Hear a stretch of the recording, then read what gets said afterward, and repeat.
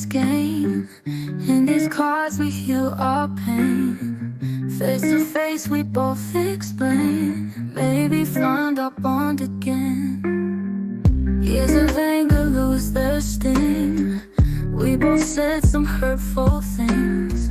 Let these questions heal broken strings.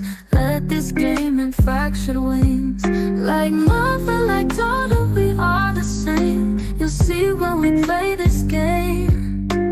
My inner child just wants to be seen. I forgive you, do you forgive me? Everybody hit the like button. Everybody hit the like button. Everybody hit the like button. We have a crazy show. The reason why I am late is because I got hit with a barrage of brand new information. I was about to do a whole show proving why I think Jay-Z is innocent and all of this is a witch hunt. And all of a sudden I get hit with all of this crazy information that shows that I was wrong. So hit the like button, hit the like button, hit the like button. Drop your city in the chat. Let me know where you at. Drop your city in the chat. Let me know where you at. Drop your city in the chat and let me know where you at. And I have a total change of heart within the last 10 minutes of doing this video because I got so many videos that I just came upon. Y'all are going to be like, what? So I thought Jay-Z was innocent, and y'all are about to see what I'm about to show you. This is within the last 10 minutes. So all of this is new information. Hit the like button, drop your sit in the chat, let me know where you at, and enjoy this new song that I wrote about my mother-daughter card game. Let's go. The hurt, the neglect, and disrespect, wounds can be healed in these two decks. Even though our past attempts have stalled, mama, please just don't withdraw. Like mother, like daughter, we are the same. You'll see when we play this game. My inner child just wants to be seen. I forgive you, do you forgive me?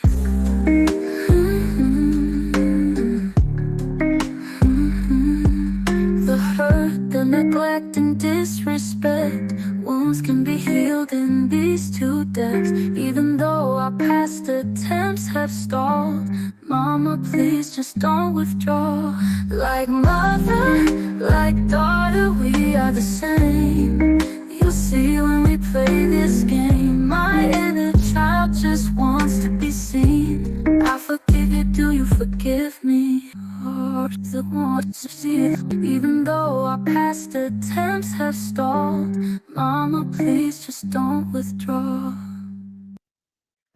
All right, here we go. Here we go. And if you like that song, that is about my mother-daughter card game. And my mother-daughter card game is going crazy. I'm getting all kinds of people buying it. And it's 2 card games in one, just like you see on the screen. And it's meant to help mothers and daughters rekindle their strained relationship. You got one card game for the mom, you got the other card game for the daughter, and y'all just sit back and just ask each other questions, and y'all are on an even playing field. So mom is not going to feel attacked or judged, and y'all could just play the card game and have fun. And it's about intimacy. It's about asking different questions that you always wanted to ask your mother, right? So it's not about attacking your mom or making your mom feel like she was a bad mom, but it's the most beautiful card game that you'll ever play in your life as a woman. So hit the like button and let's go. Like I said, I got so much stuff to share with y'all, and this was going to be a totally different conversation. So we're going to go straight into it right now. Let's go. Wear a photo shoot in Colorado. So this is about Jay-Z, Beyonce, and Diddy. I was just about to say all of these allegations about Jay-Z was bull crap. I put together a thumbnail and I said, yo, y'all need to stop talking about Jay-Z because all of it is bull crap, until all of this stuff just came just came upon my desk. Check this out. This is just the first thing. Oh, I did a Rockaware photo shoot in Colorado, and I think it was during the wintertime of 06 or 07. And Naomi Campbell was there, actress Jamie King was there, Jay was there, B was there, and he Jay-Z and Beyonce rented this house, and we were supposed to do this rap party for this photo shoot. We rented this house, and we were watching LeBron play. And after the game, it had to be like 10 or 11 o'clock. So we getting ready to party. Mind you, it's all adults.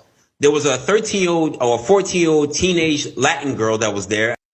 Now, remember, we're talking about 11:30 at night after a party. Hold on, let me back it up, because I want y'all to make sure y'all hear the details. The details is going to corroborate with literally every other lawsuit that has been brought against Diddy. Think about this. Virtually every lawsuit that has been brought against Diddy all sounds exactly the same.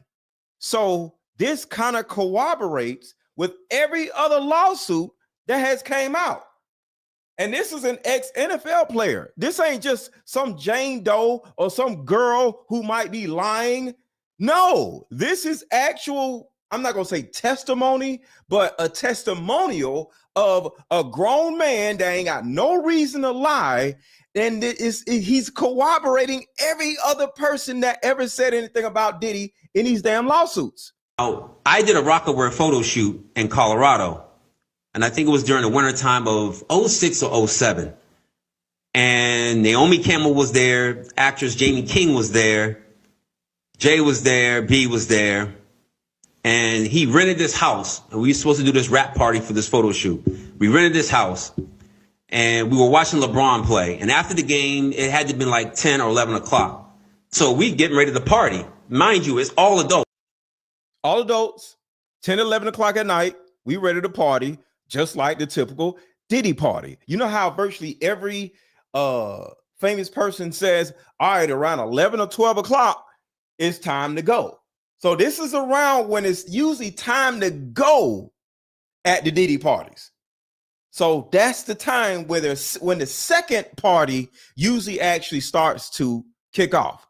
The second Diddy party is usually around 11 or 12 o'clock, according to what all these other people have said. And make sure to hit the like button, hit the like button, hit the like button. Hold on. Before I play this, is y'all hitting the like button?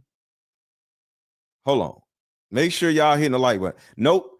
I need about 300 likes like in the next 5 seconds. I ain't even gonna make y'all wait. Everybody hit the like button real quick, because I want to get to this, because I want to see this myself, because I just got a hold of this. Yeah. We got to get these likes up first. So everybody hit the like button. Take a second to hit the like button before I play this, because I want to hear it myself. So I'm waiting on y'all to hit the like button so I can hear it myself, because I just got a hold of this and I ain't even heard the damn whole thing. But we got to get these likes up first. So take a second, hit the like button. I'm going to play a quick commercial and we're going to get to it. But we got to get these likes up, because the likes are horrendous. Keep hitting the like button, y'all. Keep hitting the like button. Keep hitting the like button. We'll be right back. How about we meet up at a coffee shop and play this fun dating card game? We'll have fun and see if we're compatible all at the same time. Hit the like button, y'all. Hit the like button. Keep hitting it. Keep hitting it. Keep hitting it. Let's go. Let's go. Let's go. Let's go. Ooh, what's the name of the game? It's called Deeper Discussions. I'm down. Okay, meet you at 6. Fellas, buy this card game. Ladies, buy this card game. Buy about 2 or 3 card games. The main reason why people can't stay together isn't because they don't like each other no more. It's actually because their present family issues come up or their past family issues come up. But when you play Deeper Discussions, you'll be able to understand a person's family issues up front. This game can be played with either 2 people or an entire group. So have fun. Question number 1. Name a time when money was the main factor why a relationship went bad. Deeper Discussions Dating Edition. Again, these cards are good for vetting a potential boyfriend, a potential girlfriend, a potential husband, a potential wife. The texture of these cards are so soft and silky, by the way. Y'all hit the like button? Come on, y'all. Hit the like button. Like they ain't gonna get wore out. Durable. A dating card game for introverts who have a hard time asking the much needed compatibility questions. Deeper Discussions, the card game. All right. So get the likes up, get the likes up, get the likes up. We doing good on the likes. So thank you for hitting the like button. So now we need about 200 more likes. We doing good. We doing good. So thank you for hitting the like button, but keep hitting the like button. Let's keep going. All right. This is crazy. There was a 13-year-old or a 14-year-old teenage Latin girl that was there, and I think she had to leave because she had school and she had to do homework, but she brought her mother with her. So it was no funny business going on, which I could respect that. So when 11 o'clock hit, we turned on the music, we started drinking, and then out of nowhere came these young children. I don't know where they came from. For a rap party at 11 o'clock at night, drinking loud music and us dancing wild. Like, I don't know. So the children seem to be brought into the party. So it ain't like it's some kids just playing around and they just are there too late. According to what he's saying, they were brought into the area where they were, like escorted into the area. Like, all right, bring in the, so it seems to be like on some purposeful type of stuff. Like, all right, we about to party, everybody drinking. All right, bring in the blanks. You feel me? Like how somebody like, all right, where the hoes at? Bring in the women. You know what I mean? But in this situation, it wasn't. It was tadpoles. So it was like bringing them in like they were like the main event or something. So if y'all remember, it was a young woman that was what was her? I forgot her name, but she literally was sitting there saying, I was at a Diddy party and they would bring in, keyword, bring in these, what was the word they used? It was girls dressed like little Japanese something. Do y'all remember what I'm saying? It was a lady talking about the same type of situation, and she said they were dressed up like little Japanese somethings. Yes, Harajuku girls. So y'all get what I'm saying. So this is what I'm saying. What this dude is saying is corroborating with all of these other situations. Geisha dolls or whatever. Yeah. So the other girl said they brought in little people, and I'm not mean, and I don't mean well, I don't know, I can't say that word, the N word, but they brought in tadpoles, I would say, and they were dressed like Harajuku girls, Harajuku dolls. So all of this stuff is starting to corroborate with all of the lawsuits. I promise you, I was just about to come in and just go off on everybody for thinking Jay-Z was into this stuff. And sounds like Jay-Z may be into this stuff. She brought her mother with her. So it was no funny business going on, which I could respect that. So when 11 o'clock hit, we turned on the music, we started drinking, and then out of nowhere came these young children. I don't know where they came from. For a rap party at 11 o'clock at night, drinking loud music and us dancing wild. Like, I don't know where these kids came from. And then I happened to sit down because I was dancing with one of the assistants. And I sat next to this child, and the child sat next to Beyonce. So I hear B say something about, doesn't this look sexy, or isn't this sexy? And in my mind, and mind you, I'm not awakened as I'm awakened now. So in my mind, I'm like, what did she just say?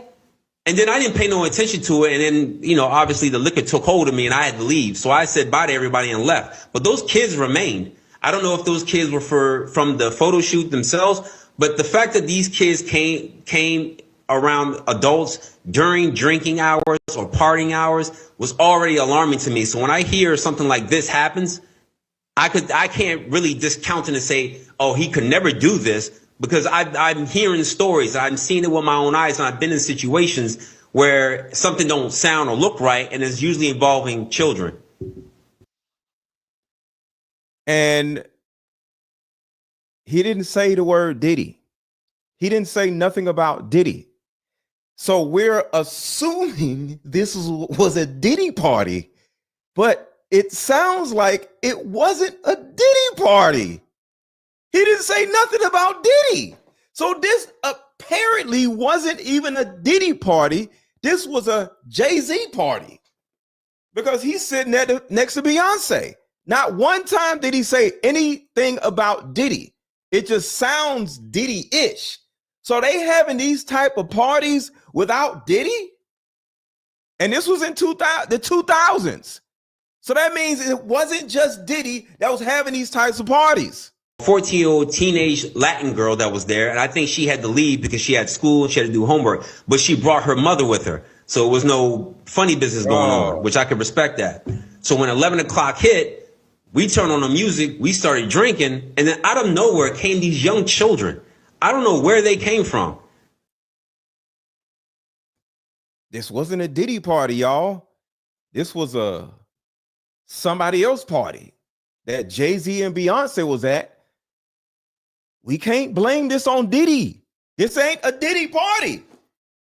This is not a Diddy party. This is a somebody else party that Jay-Z and Beyonce was at. And they sounds like they're enjoying the tadpoles dressing up like little geisha dolls. We can't blame this on Diddy. For a rap party at 11 o'clock at night, drinking. See, he said rap party. He didn't say Diddy party. He said rap party. Diddy wasn't there. Loud music and us dancing wild. Like, I don't know where these kids came from. And then I happened to sit down because I was dancing with one of the assistants. And I sat next to this child, and the child sat next to Beyonce. That's nuts. Yo, I actually feel embarrassed that I was just about to go on this show tonight and say, all of these folks that's been talking about Jay-Z are lying, and I got proof that it's a lie. And then I get this. I feel like an idiot. And I think this is important for all of us. We have to stay objective, right? Because the thing about it is, no matter what you think, something on social media is going to support what you believe. So I started going down a rabbit hole of all of these people are going after Jay-Z, and it's just a bunch of fake stuff. And you'll see what I actually have, because I'm gonna play the objective stuff that I found that goes against all of this Jay-Z stuff and kind of like says that Jay-Z may be innocent. Because do y'all remember how Diddy sued Bellagio? No, not Bellagio. That's in Vegas. But Diageo, whoever. And then all of a sudden he started having all these problems. Well, but did y'all know that Jay-Z also signed he sued Bacardi and got $700 and something million or whatever. Right? Well, $700 million. So both Jay-Z and Diddy both sued liquor companies, and then after they won, because they both won, all of a sudden they are getting these lawsuits. So I was like, oh, this is a witch hunt. Jay-Z ain't did none of this stuff until now. This is nuts. So I hear B say something about, doesn't this look sexy, or isn't this sexy? And in my mind, and mind you, I'm not awakened as I'm awakened now. So my mind's telling me no. This ain't sexy at all. No, ma'am. Isn't it sexy? No, ma'am. What is you talking about? Isn't it sexy? And mind you, I'm not awakened as I'm awakened now. So in my mind, I'm like, what did she just say? And then I didn't pay no attention to it. And then, you know, obviously the liquor took hold of me and I had to leave. So I said bye to everybody and left. But those kids remained. I don't know if those kids were from the photo shoot themselves, but the fact that these kids came around adults during drinking hours or partying hours was already alarming to me. So when I hear something like this happens, I can't really discount it and say, oh, he could never do this, because I'm hearing stories. I'm seeing it with my own eyes, and I've been in situations. Hold on. He said he can never do this. Let's back up. Hold on. I can't really discount it and say, oh, he could never do this. Who is he? The fact that these kids came around adults during drinking hours or partying hours was already alarming to me. So when I hear something like this happens, I can't really discount it and say, oh, he could never do this. He's talking about Jay-Z, not Diddy. I'm just trying to make sure that he's not talking about Diddy. He is talking about Jay-Z. All of this Diddy stuff, it's about Jay-Z this time. Oh, he could never do this is about Jay-Z and not Diddy. And in my opinion, this is literally the first string of evidence, because I think there's going to be more, that points to Jay-Z doing something or allowing something, condoning something, facilitating something that Diddy is in jail for. So this is the first string of evidence pointing to Jay-Z. And I'm telling y'all now, I was going to do this live stream telling y'all that y'all crazy and this whole thing was a witch hunt going after Jay-Z and it's all about money. No. Apparently, Jay-Z, maybe Diddy 2.0. Because I'm hearing stories. I'm seeing it with my own eyes, and I've been in situations where something don't sound or look right, and it's usually involving children. Sheesh. This is crazy. Everybody hit the like button. Everybody hit the like button. Everybody hit the like button. Everybody hit the like button. To the new people who are just coming in, make sure to hit the like button because altogether, the people who already hit the like button are the reason why y'all are here, right? The reason why y'all new people are here is because the first group of people hit the like button. And when they hit the like button, YouTube pushed the video out to y'all. So the reason why y'all seen this video pop up on your YouTube screen or whatever is because the first group of people all hit the like button. So the second group of people, which is y'all, I would love for y'all to hit the like button, and then we'll get about 400 more people in here. So hit the like button if you could, and I appreciate it. Let's go. Age was Foxy Brown signed? I don't fucking know. I wasn't paying attention to Foxy Brown. Okay. Yeah, but that's. I didn't sign Foxy Brown. I know Stop you did. putting I'm me in just that. asking a You keep asking question. because I'm on the block. I'm responsible for everybody. I don't know You the nothing about boss. I'm just asking a question. I don't know. My name is Cousin Bennett, and I ain't in it. Oh, now you ain't in it. I don't know what you're talking about. You was. I'm just saying. I promise you. I thought Foxy was like 16. That's all I'm saying. What that? Did I sign her? That's not the point. It sounds like you. All I'm saying it sounds is like in you this got industry, some- when we live it in these seems like glass you got. houses. It seems like you got a question for Jay. Ask him. So when you say that Foxy was 16 when she got signed, why did you say that just now? Just curious. When I first was introduced to who Foxy was, I thought there was something between Foxy and Jay. Oh yeah, Jay. But that's the. Whoa. They playing some music. So some of y'all don't know who Larry Johnson was. What team did Larry Johnson play for in the NFL?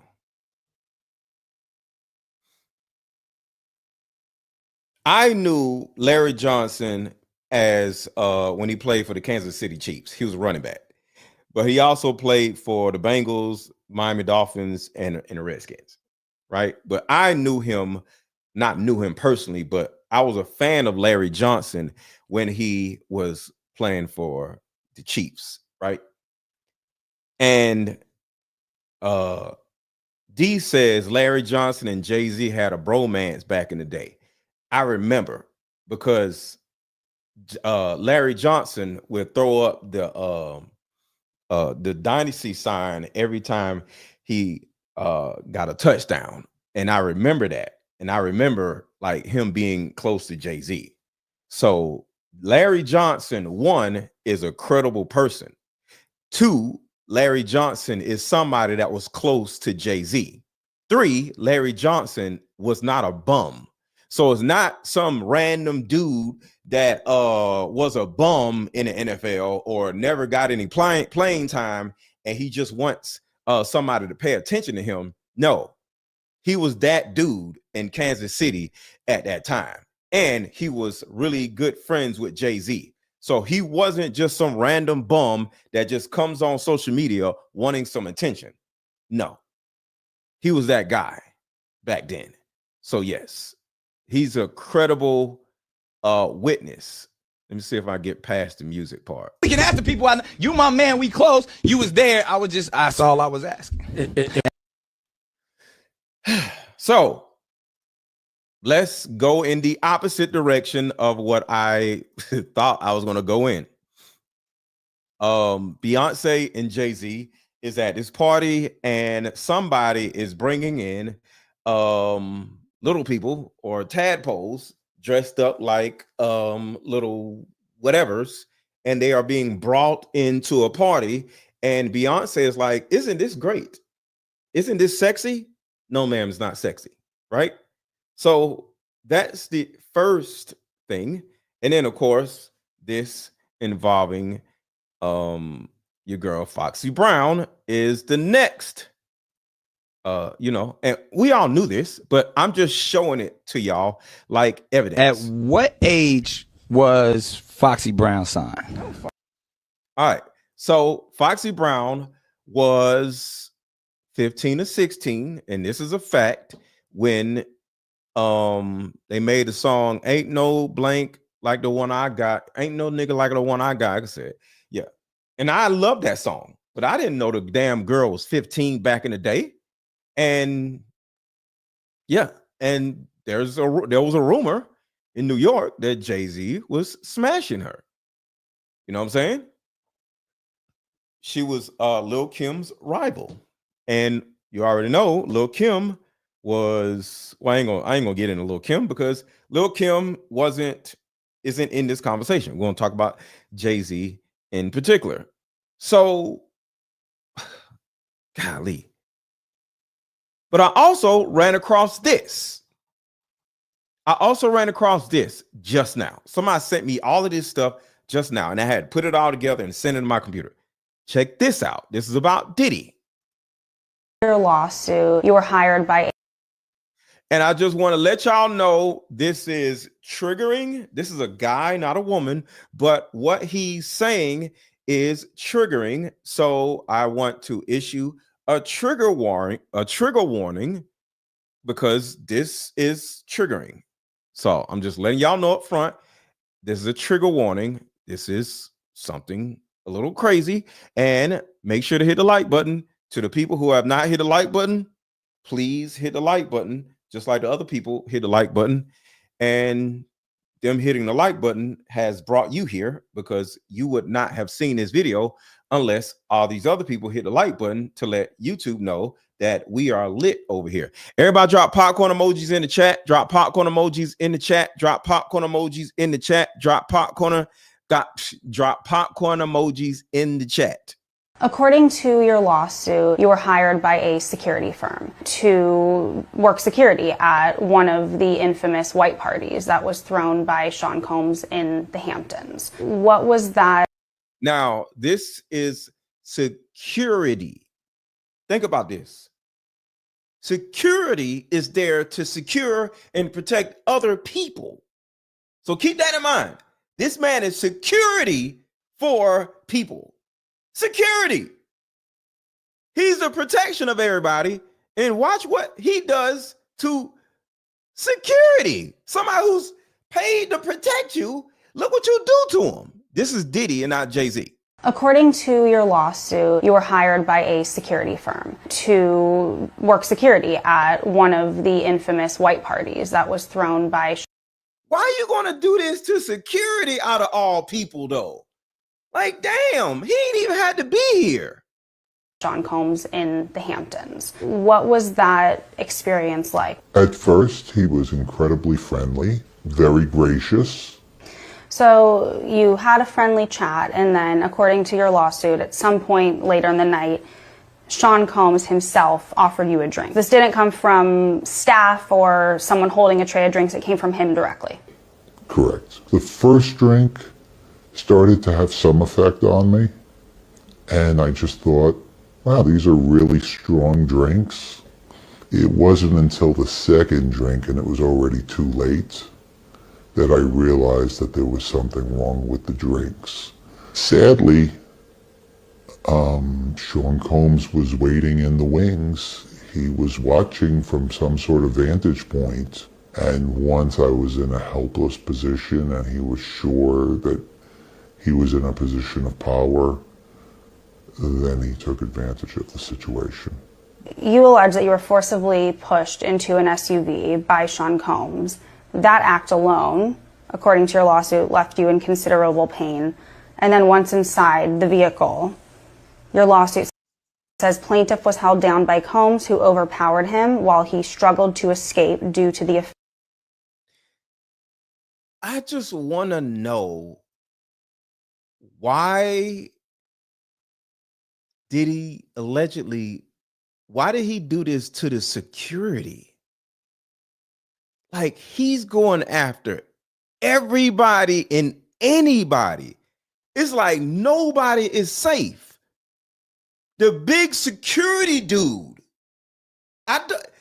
other actors, girls, like minors, the security, like, golly, it's like nobody is safe. Like, why the security guard? Like, golly. And I'm not saying that he should be doing something crazy to the girls, but the damn security guard, they didn't even ask to be there. You're paying the person, and now they got to go through all this stuff. But in my mind, I want to say this. I want y'all to think about this.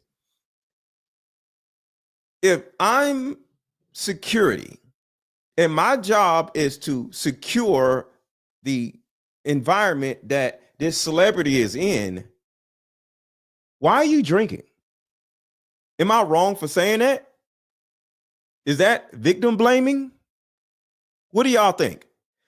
Is that victim blaming for me to ask a simple question of why in the world is a security guard drinking alcohol? When you say no, when you turn that down, when you say, no, I'm good, like, I got to do my job, is that victim blaming? Am I wrong for saying that? What do y'all think in the chat? What do y'all think? Because I'm just trying to look at this as objective as I can. And if I'm at work, I'm not going to be drinking. Like, I don't understand. Like, this situation right here, y'all seen this before, but this is different. I was at the BET Awards were happening in town. I didn't go because I wasn't nominated. So about 2:30 in the morning, 2:15, 2:30 in the morning, phone ring, this is no numbers. But got this out and put it on speaker. Picked it up. Hey, I said, who is this? It's Sean. I'm like, Sean. Oh, it's good. Talking low like that? Talking low. We didn't see you tonight at the BET Awards. What you doing? I was like, oh man, I'm at the crib. He said, I'm over here at the Beverly Hills Hotel. I said, oh, for real? So who over there? Just me. And I had got invited to the thing, but I hadn't drank all day.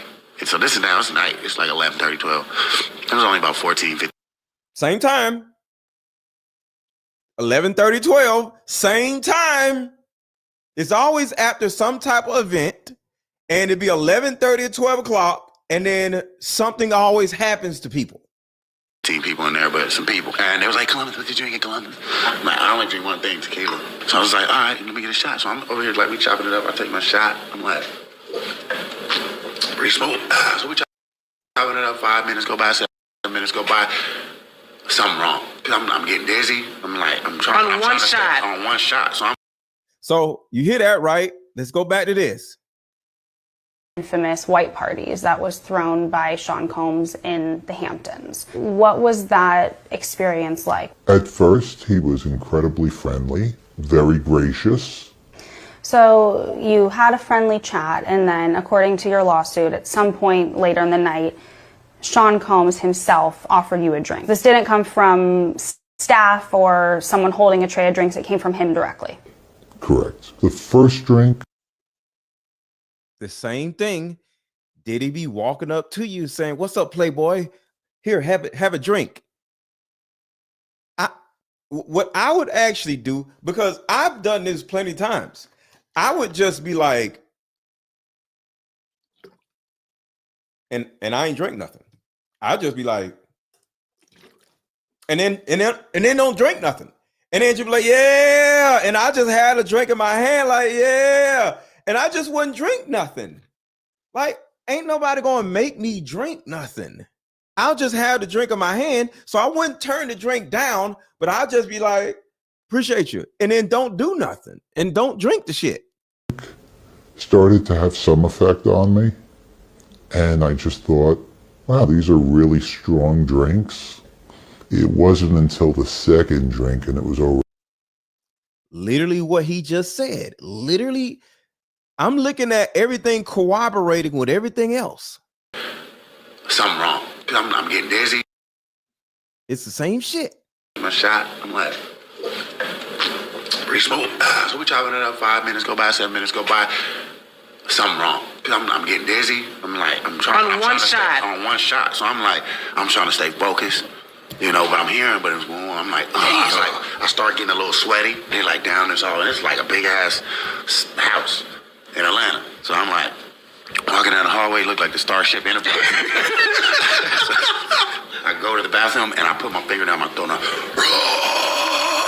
Cat backing. Yeah, because you knew. And my manager was with me, so he kicked in the door. "Oh, Short, you all right?" I was like, "Bro, I don't know, bro." It's like, he's like, "The driver's still outside. Let's go." So we go out, and they all met us in like the vestibule, and they're like, "Hey, you good, Short?" And I was like, "Chill, just relax." I'm like, "Nah, I was just like, no, I'm fine. I got to be at set early in the morning." Boom, get in the SUV.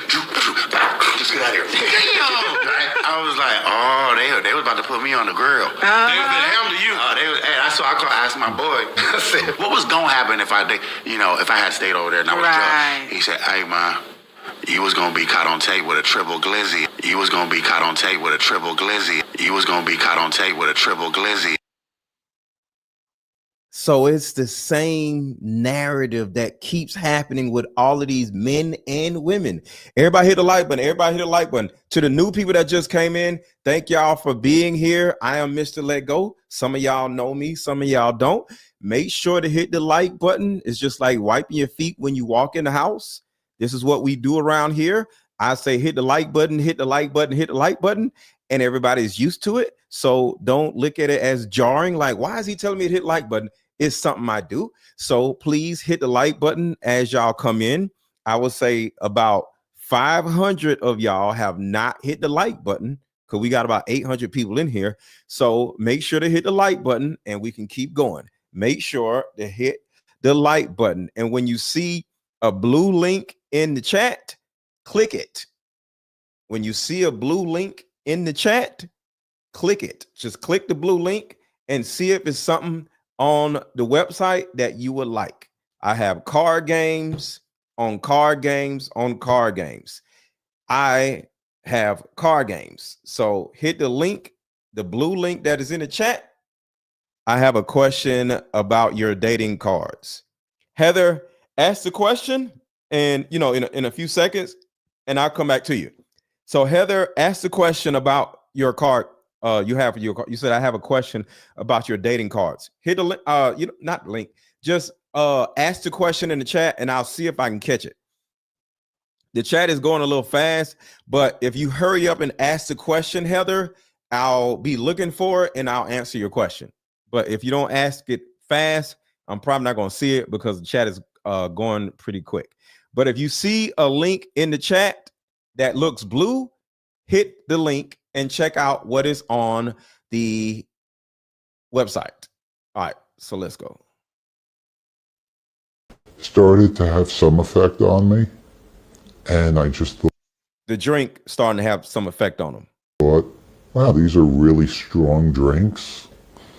What's up, Gemini Queen? Shout out to you. It wasn't until the second drink, and it was already too late, that I realized that there was something wrong with the drinks. Sadly, Sean Combs was waiting in the wings. He was watching from some sort of vantage point. And once I was in a helpless position and he was sure that he was in a position of power, then he took advantage of the situation. You allege that you were forcibly pushed into an SUV by Sean Combs. That act alone, according to your lawsuit, left you in considerable pain. And then once inside the vehicle, your lawsuit says plaintiff was held down by Combs, who overpowered him while he struggled to escape due to the effects of the drugs in his system. And so I'm gonna keep playing that, but I want to give y'all a little bit of visual from what he just said. And then once inside the hold up. Well, he said this. Once I was in a helpless position and he was sure that from some Sean Combs was waiting in the wings. He was watching from some sort of vantage point. That part right there.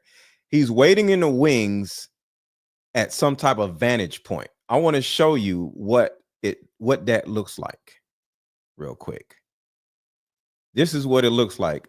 Diddy waiting in the wings. So this is what Diddy possibly was doing. He's probably over in the corner, looking across at the guy he just gave the liquor to, just like this, probably talking to somebody's ear. Yo, I'm about to get his ass. You know what I'm saying? And he's like, who? That dude right over there. You know what I'm saying? And he's just over there waiting in the wings like, you tripping. Yo, I'm about to tear his ass up. Bruh, what is you saying? Yo, wait until I get him alone. I'm going to get him in the SUV. So this is the vantage point. He sits in a corner and just hangs out. And after he gives you a drink, he has a vantage point in the club or in the party. And he just sits back with his glasses on with his homies waiting for you to get groggy. And he's just sitting over there waiting, just chilling, and he's watching you from the corner of his eye while he's just over in the corner with his homeboys, just chilling. So this is Diddy, how he waits in the wings at his vantage point, just chilling. And next thing you know, when he sees you over there stumbling and shit, he walks his ass over there. Sean Combs was waiting in the wings. He was watching from some sort of vantage point. And once I was in a helpless position and he was sure that he was in a position of power, then he took advantage of the situation. You allege that you were forcibly pushed into an SUV by Sean Combs. That act alone, according to your lawsuit, left you in considerable pain. And then once inside the vehicle, your lawsuit says plaintiff was held down by Combs, who overpowered him while he struggled to escape due to the effects of the drugs in his system. And it goes on to say that he sodomized you. I was screaming. I was telling him to stop. It was incredibly painful. And he was acting like it was nothing. And he seemed to be disconnected from it. But it was abusive beyond belief. Damn. Hold on, let me see if I can read this real quick. Representatives for Combs did not comment, but at the time of the original complaint, released a blanket statement regarding the complaint and others filed at the same time. Mr. Combs and his legal team have full confidence in the facts, their legal defenses, and the integrity of the judicial process. Not one time did he say he didn't do it, though. Think about that.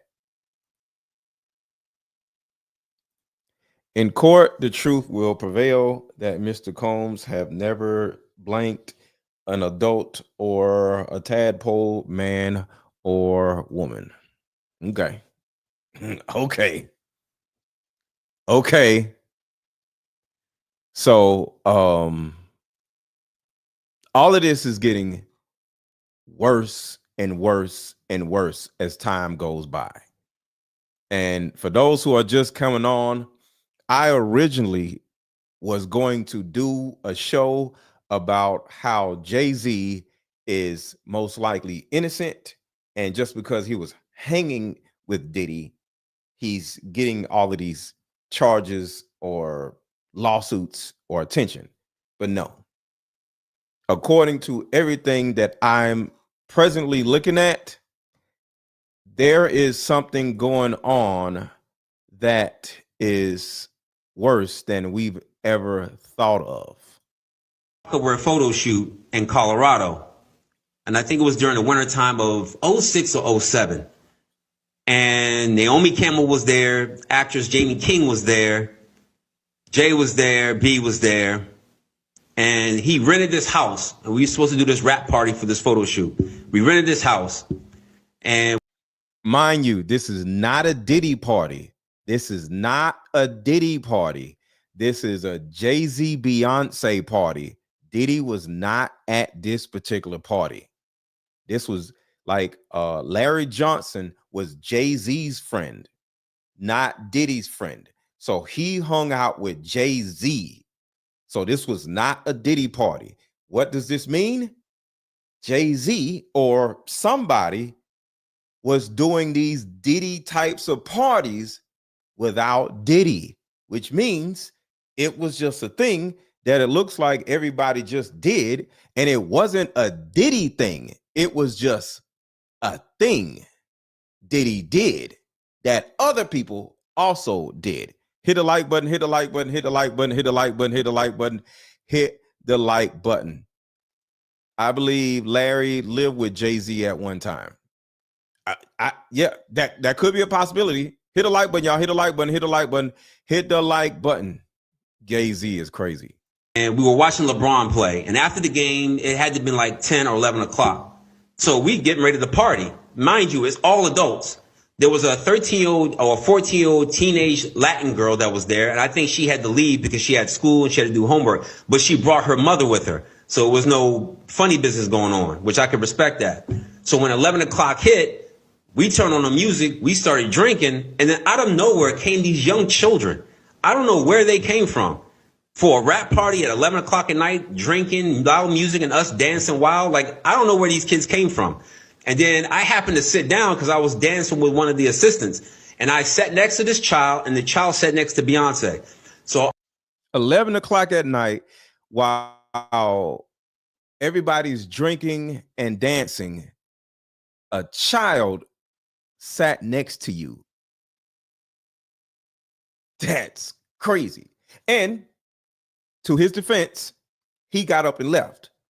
But can you imagine being at a Diddy type of party or a celebrity party and everybody's hanging out and everything's going good, and all of a sudden a child comes and sits next to you in a Jaruki costume? What is it called again?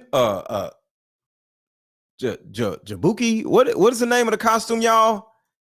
Shout out to Brown Sugar. Brown Sugar says Heather is the girl. Heather is the girl that wanted to ask the questions about the car game. Heather, you can do a super chat so your question will be noticed. And also shout out to Tommy Wyatt for the $2 super chat. Thank you. But yeah. Thank you. Well, Harajuki costume. That's what it is. Harajuki costume. Yeah. I don't know what I would do. I'm at a party and I'd be like, yo, what? I just get the hell up out of there. But I would feel the need to call the police or talk to the person who is in charge of this. Because why is a child sitting next to me and it's 11 o'clock at night? Like, I would actually Harajuki. Yeah, Harajuki. Thank you, Gemini Queen. Harajuki. But I would feel the need to do something because these are children. So I wouldn't just jump up and just walk out. I would pull somebody to the side and say, yo, why are our kids here? And why are they dressed up in these little costumes? Because we gotta like protect these kids. Like, I wouldn't just walk out. I need to know what's going on. I hear B say something about, doesn't B as in Beyonce, this look sexy, or isn't this sexy? And in my mind, and mind you, I'm not awakened as I'm awakened now. So in my mind, I'm like, what did she just say? And then I didn't pay no attention to it. And then, you know, obviously the liquor took hold of me and I had to leave. So I said bye to everybody and left. But those kids remained. I don't know if those kids were from the photo shoot themselves, but the fact that these kids came around adults during drinking hours or partying hours was already alarming to me. So when I hear something like this happens, I can't really discount it and say, oh, he could never do this, because I'm hearing stories. I'm seeing it with my own eyes, and I've been in situations where something don't sound or look right, and it's usually involving children. How about we meet up at a coffee shop and play this fun dating card game? Hey, how about we meet up at a coffee shop and play this fun dating card game? We'll have fun and see if we're compatible all at the same time. Ooh, what's the name of the game? It's called Deeper Discussions. I'm down. Okay, meet you at 6. Fellas, buy this card game. Ladies, buy this card game. Buy about 2 or 3 card games. The main reason why people can't stay together isn't because they don't like each other no more. It's actually because their present family issues come up or their past family issues come up. But when you play Deeper Discussions, you'll be able to understand a person's family issues up front. This game can be played with either 2 people or an entire group. So have fun. Question number 1. Name a time when money was the main factor why a relationship went bad. Deeper Discussions Dating Edition. Again, these cards are good for vetting a potential boyfriend, a potential girlfriend, a potential husband, a potential wife. The texture of these cards are so soft and silky, by the way. Like they ain't gonna get really wore out. Durable. A dating card game for introverts who have a hard time asking the much needed compatibility questions. Deeper Discussions, the card game. All right, so now let's get into what I was about to do before all of this stuff came up involving Jay-Z. So now this is what I was about to do. I was about to plead my case on how Jay-Z is getting set up. Let's start with this, and then we're going to go to this. Watch this. So Washington should be next. But we already did what we did to Will Smith. So it says what the industry does to celebrities once they have served their purpose. So once you turn like 52 years old, the industry simply just starts calling police on you and you end up going to jail because they don't have a need for you anymore. I think Denzel Washington should be next. But we already did what we did to Will Smith. Can't we just take somebody a little less, like maybe Jamie Foxx? That could be negotiable. Y'all wanted to see me? Oh, yes, Randy. We see that you just turned 55. So, your time is up. The allegations against you are going to start rolling in. Just want to give you a heads up. What are you talking about? You served your purpose. You're an old man now. We don't need you no more. You can't influence the masses. So, it's time for you to go. But I did everything you guys wanted me to do for years. Yeah, you turn your community of men into gangsters and the women into whores. Thank you. We appreciate it, but we don't need you anymore. You can't just do that. That's funny. Michael Jackson said the same thing to us back in 06. But of course we can do that. We give and we take. We gave the fame. Now we. That's gonna tarnish my good name. That's the whole point. We can't have your people have a happy ending. That reminds me. Put down Morgan Freeman as next up. What? So I was just a puppet to you guys? Yeah, and we're cutting off the strings now. Goodbye. But hey, you made a lot of money, right? Okay, I'm not gonna let you guys get away with this. You don't have to. Your people are gonna believe whatever story we put out. That's the beauty of it. You guys love to see each other fall. Bye-bye. So before I get to the next video, what do y'all think about that?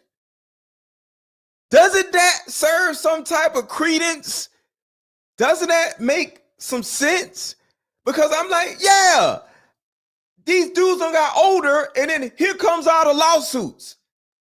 it sounds like it's a thing. No, just want to give you a heads up.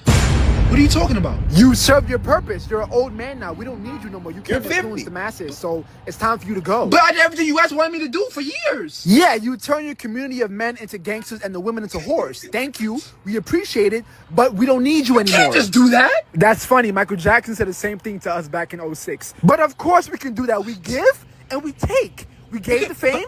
Now we That's gonna tarnish my good name. That's the whole point. We can't have your people have a happy ending. What? That reminds me. Put down Morgan Freeman as next up. What? So I was just a puppet to you guys? Yeah, and we're cutting off the strings now. Goodbye. But hey, you made a lot of money, right? Okay, I'm not gonna let you guys get away with this. You don't have to. Your people are gonna believe whatever story we put out. That's the beauty of it. You guys love to see each other fall. Bye-bye. So that was my original point. This is just a witch hunt, or when these men get to 50 years old, there's no use for them anymore, and they're just gonna get rid of them. Bye-bye, go to jail, tarnish your image. You know, we can't have y'all not having a tarnished image. No. You know, so I was like, yeah, that's what they're doing to Jay-Z, right? And then I have this also. Blowing me up because you want to hear your favorite trial attorney's opinion on the Jay-Z case. And I must say that my attorney's spidey senses are tingling. And I'm going to tell y'all right out the gate, something don't feel right. What I read, saw, and felt in the initial lawsuit that Cassie filed, the very first one, is not the same feeling in what I'm seeing today. First and foremost, my little antennas poke up when I read a lawsuit that is filed by a John or Jane Doe, but they're not currently a minor or a celebrity. I'm a family law attorney. I deal with a lot of suits involving children. We redact kids' names all the time, especially in adoptions. And we can all guess why some celebrities don't file certain things under their name sometimes, because you clerks will just sell the story to TMZ and their business will be all in the street. However, I do have a problem when I see lawsuits involving SA and the plaintiff is unknown. And at the bare minimum, I believe that the defendant should know who their accuser is. Imagine you just got served with a lawsuit and you don't even know who mad at you. So that's my first problem with this. And we all know that it's legal. That's why it's being done. But just because something is legal don't mean it's right. My second concern is, what kind of 13-year-old was this? Now, when I was 13... See, this is what I said. This is what I said. So right now, this was when I was trying to plead the case. What's up, Murph? I recognize you from Jaguar Rights channel. Shout out to Murph. This was when I was trying to plead the case and say this don't sound right, and this is a witch hunt, and they trying to get my guy Jay-Z. The most I was sneaking into was maybe a rated R scary movie. Now, anything is possible, but this is even more reason why this case should not be filed under a Jane Doe, because I have questions. I would like to depose the parents because I want to know what the hell was going on back in 2000 when your child was 13. That's 8th or 9th grade, but had the mitigated goal to try to sneak into the VMAs. And when their plan didn't work, they just went to the after party instead.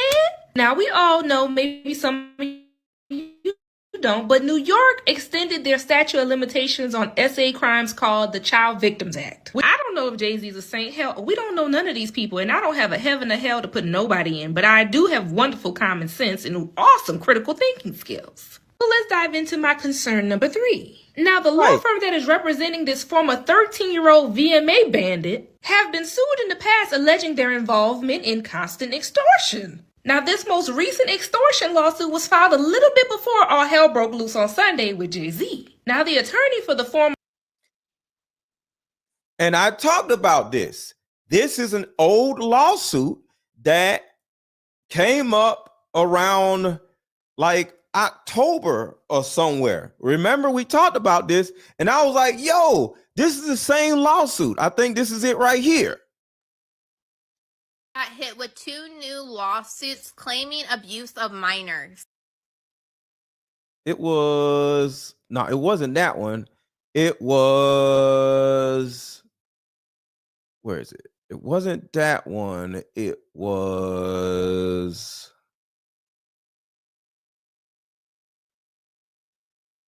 where is it? I think is this one. to leave the house, but I'm going down. Nope. Some of these videos don't have a name on them. Hold on one second. So if it wasn't that one, I think it's this one.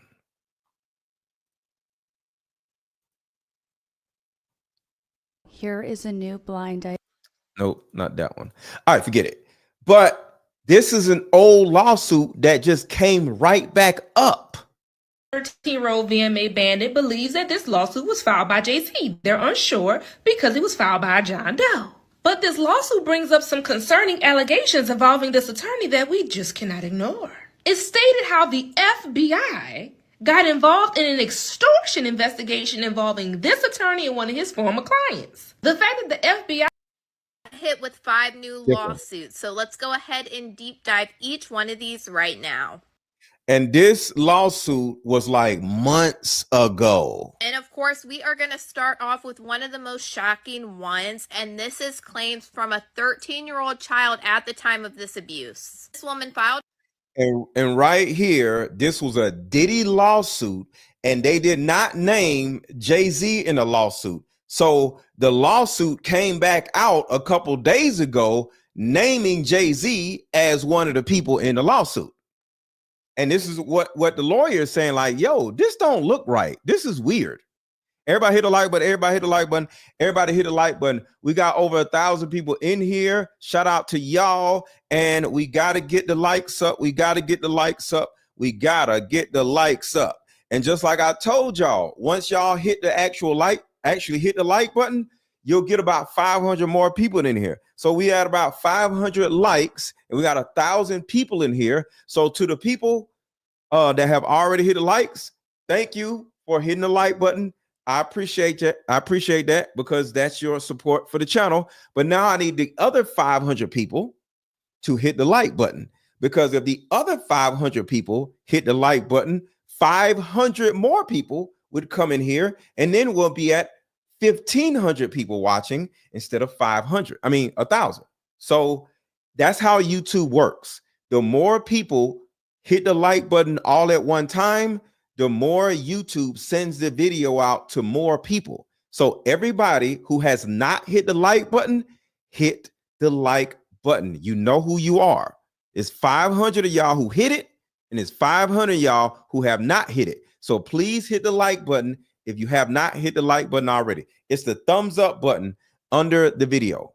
So watch this. A lawsuit against Diddy claiming that she was 13 years old when she was drugged and S8 at a house party with Diddy. Back on September 7th in 2000, she was 13 years old and had a friend drop her off at Radio City Music Hall in New York City so she could try to attend the BMAs. And this was during the time that J-Lo and Diddy were dating, and we watched them attend the BMAs together September 7th, 2000 in New York City.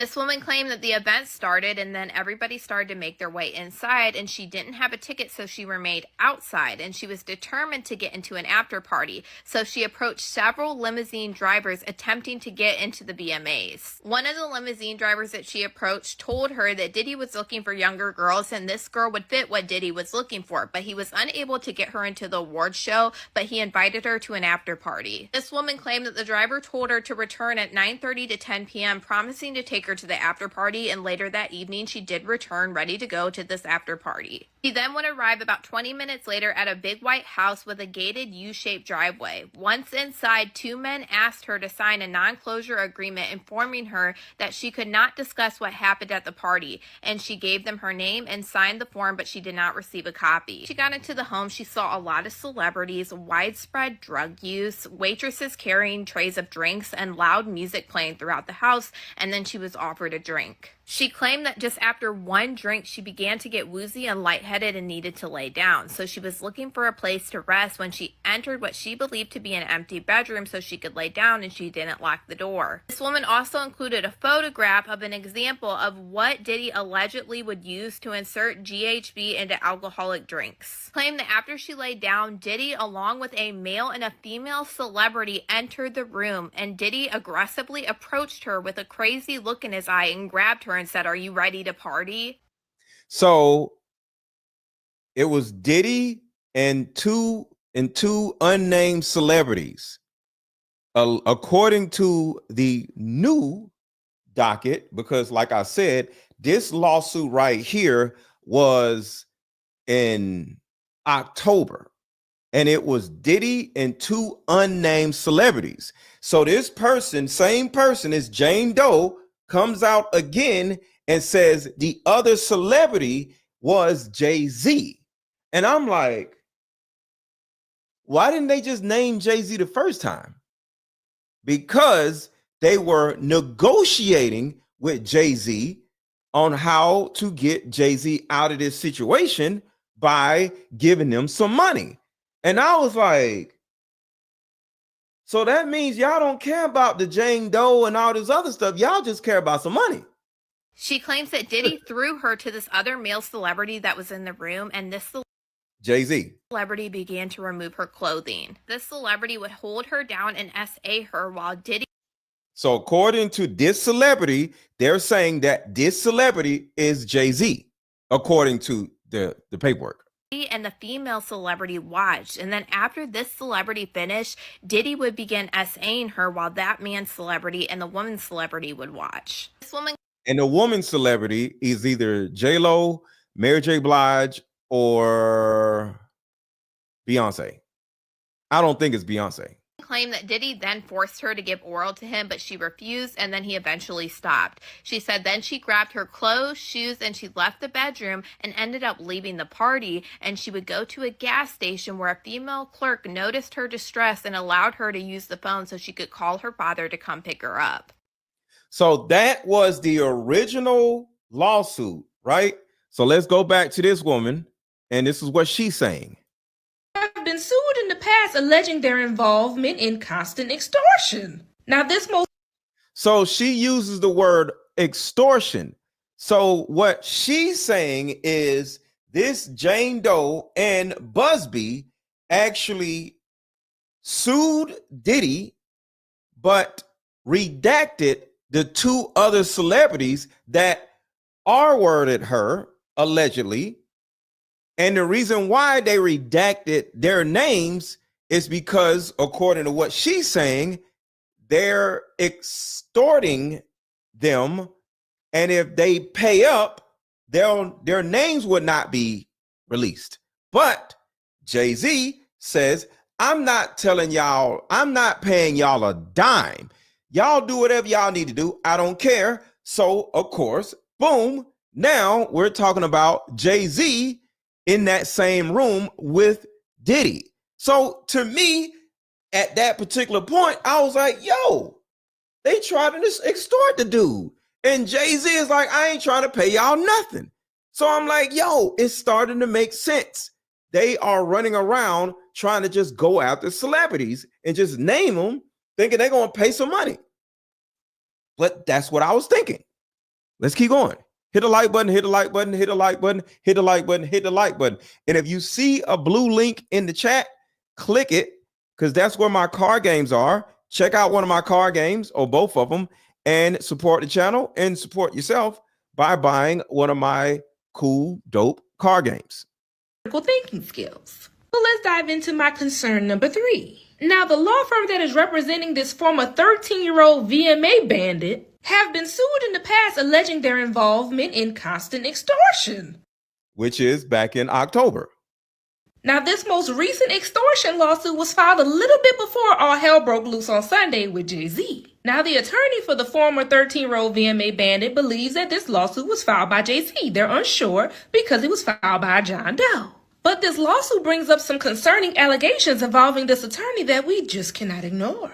It stated how the FBI got involved in an extortion investigation involving this attorney and one of his former clients. The FBI was investigating Busby on extortion claims. Y'all see? So I'm on Jay-Z's side when I'm watching this. I'm like, yeah, they trying to extort Jay-Z in my mind before I got this new information. The fact that the FBI was involved, we cannot forget that they are the feds. FBI stands for Federal Bureau of Investigation. This says to me, there was something there. This is not your local popo doing an investigation. It also stated how NFL player Deshaun Watson was also accused by one of his clients for SA. Now, Deshaun was saying that there was extortion going on in his case as well because 2 grand juries found that there was not enough evidence to even charge him with such of a crime. So Deshaun Watson, quarterback, he was allegedly about to go to jail and lose his whole career over these same type of claims. And apparently the claims came from Busby also.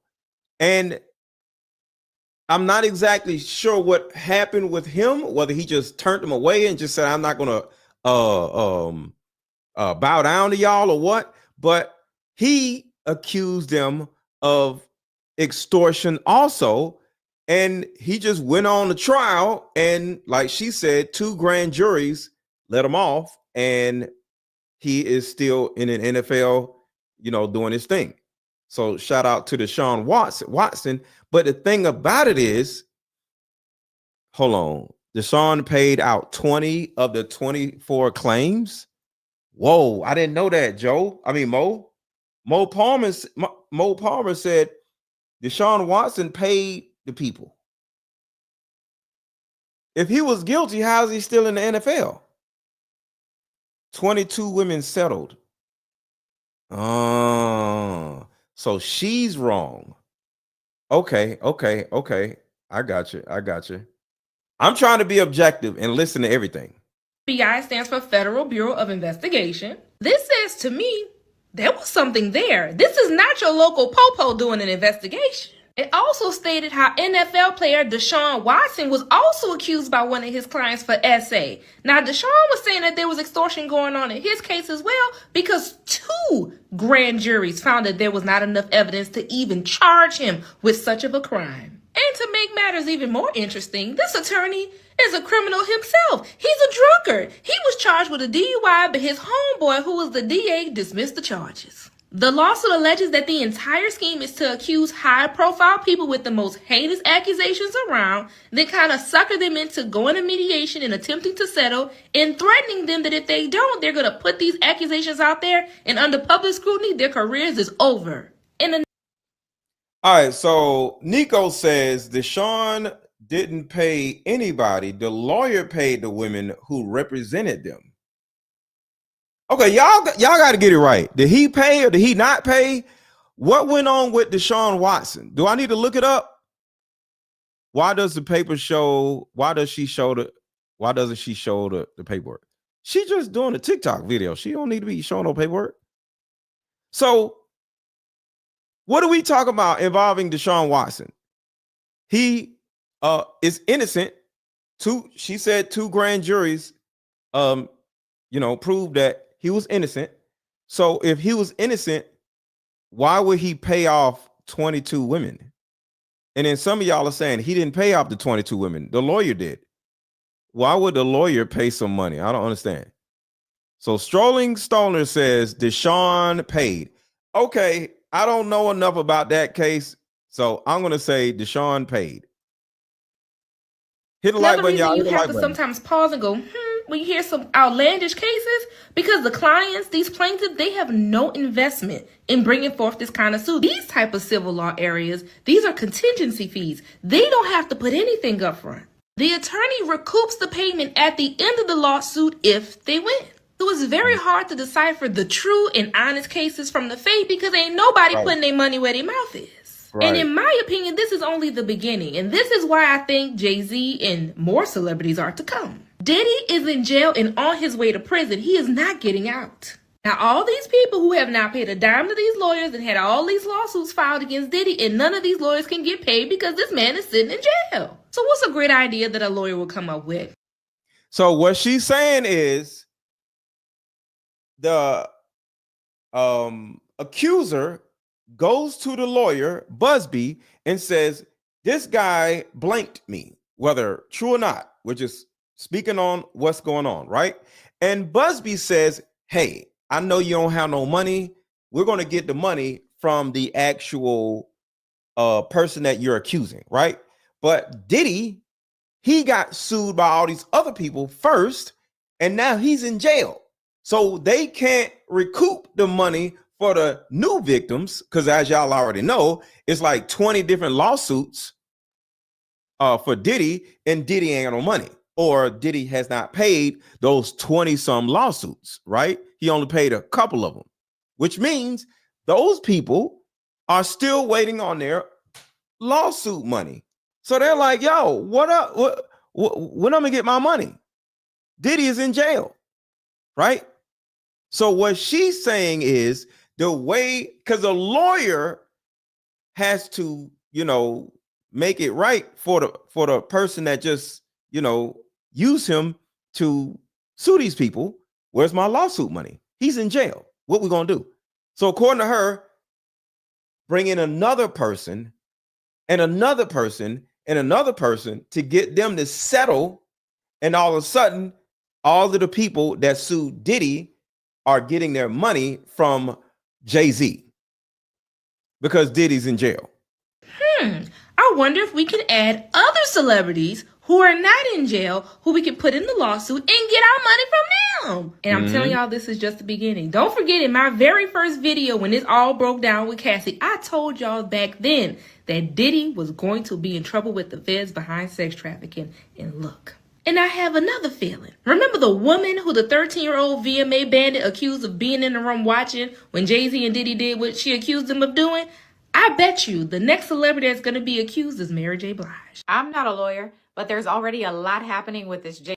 And then next thing you know, Mary J. Blige has to pay some money behind the scenes in order to get her name off the thing. So now Busby will have Mary J. Blige and Jay-Z giving them a whole bunch of money, but Jay-Z blew the whole thing up by saying, indict me.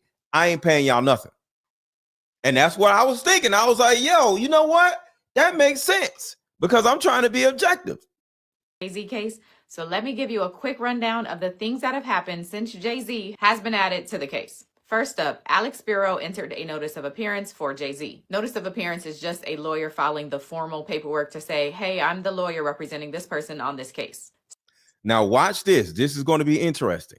So Spiro is representing Jay-Z, and if you remember the Alec Baldwin case, you may remember Alex Spiro.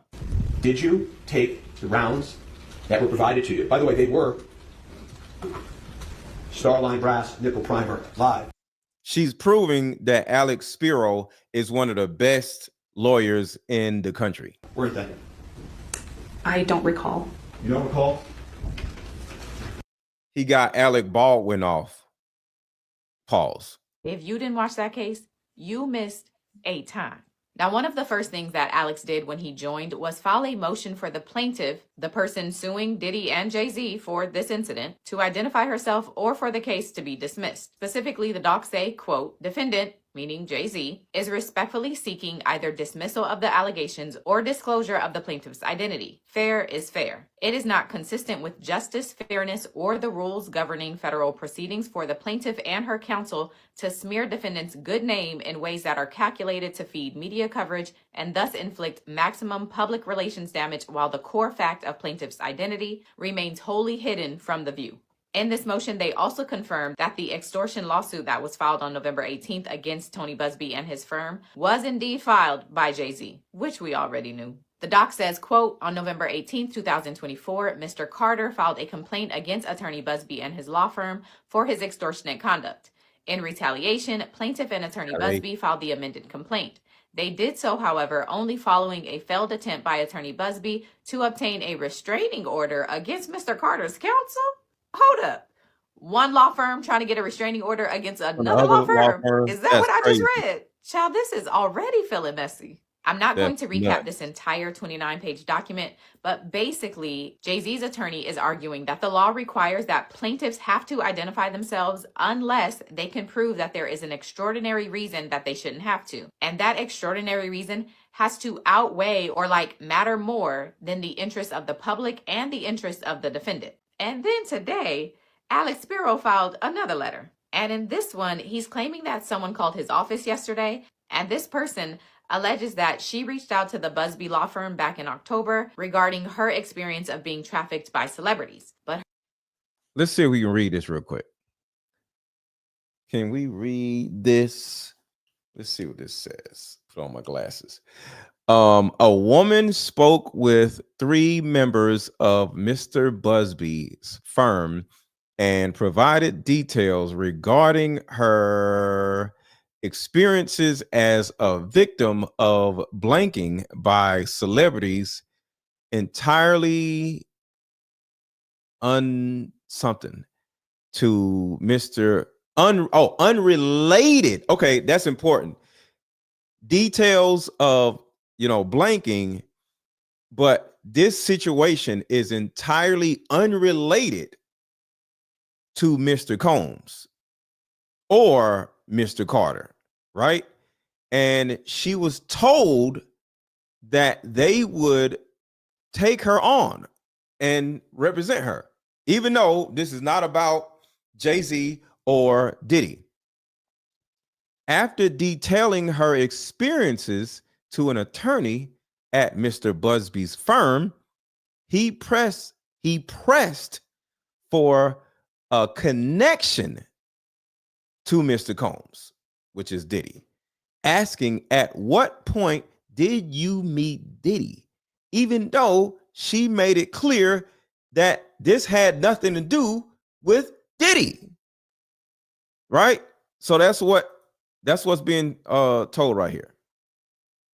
Her experience had nothing to do with Diddy or Jay-Z for that matter, but according to her, the Busby firm still asked her at what point did she meet Diddy and encouraged her to file a suit anonymously, even though she apparently didn't want to remain anonymous. This letter from Alex Spiro and his team goes on to say that when the woman brought up going to law enforcement regarding what happened to her, members of the Busby firm informed her that going to law enforcement was not encouraged. It goes on to say that people from the Busby firm tried to make this woman say that she was drugged and held down, pushed, and physically assaulted, even though she says that's not what happened to her. So she says she felt directed and coached by the Busby firm, and when she was unwilling to agree to their version of events, she says they dropped her as a client. So that's where we are. I am sure the Busby team will be responding. So we will wait and see what that response says, as well as if the judge agrees to hear some of these issues in an expedited manner.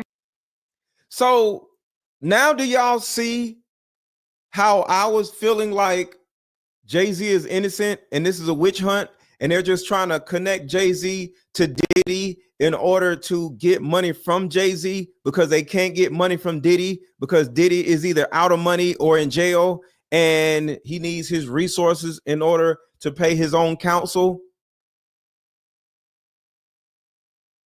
Put a 1 in the chat if y'all understand how I actually was thinking that Jay-Z was innocent. Or was I crazy for thinking Jay-Z was innocent?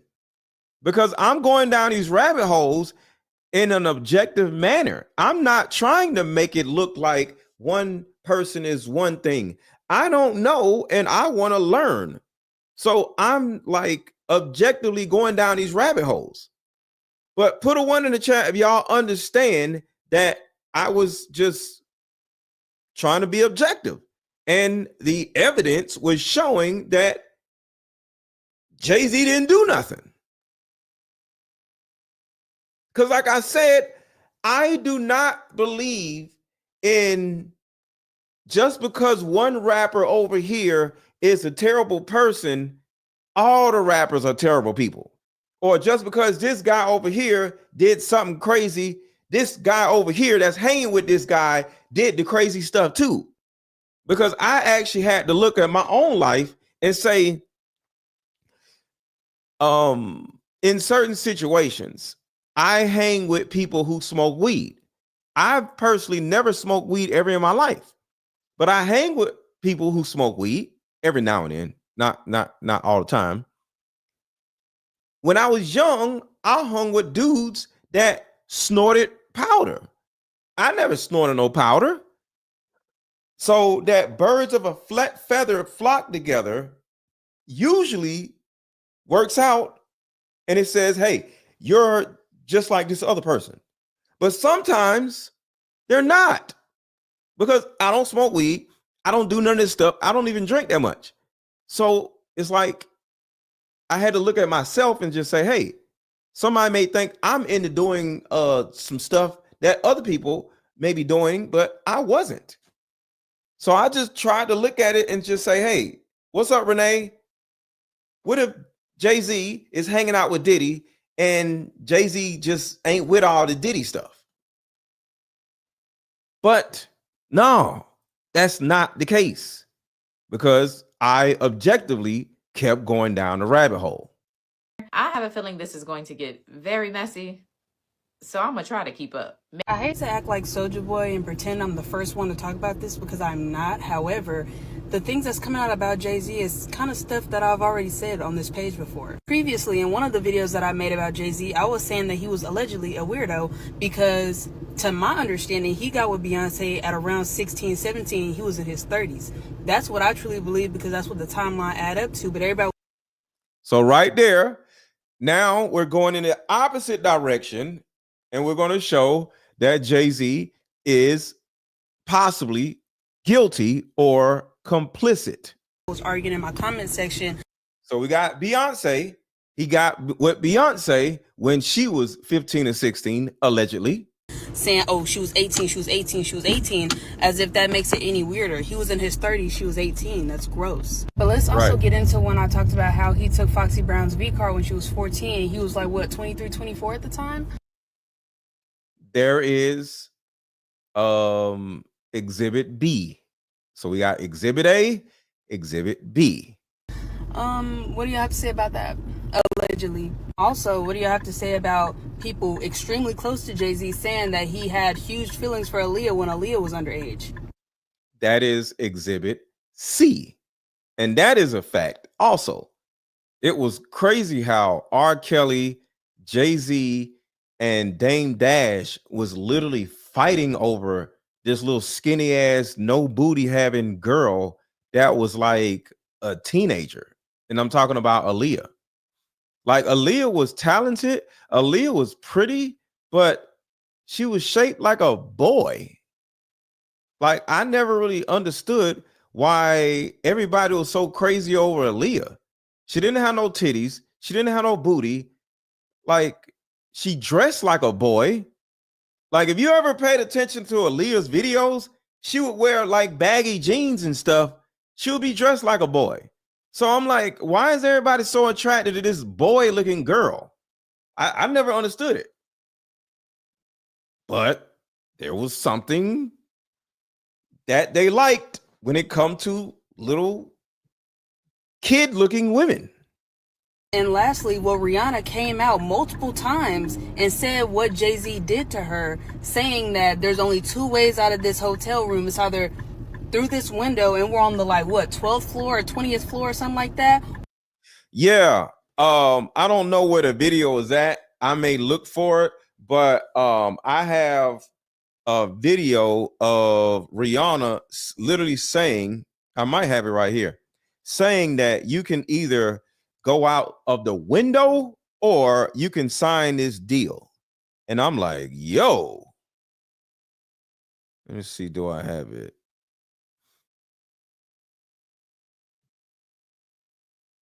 Let me see. Is it this?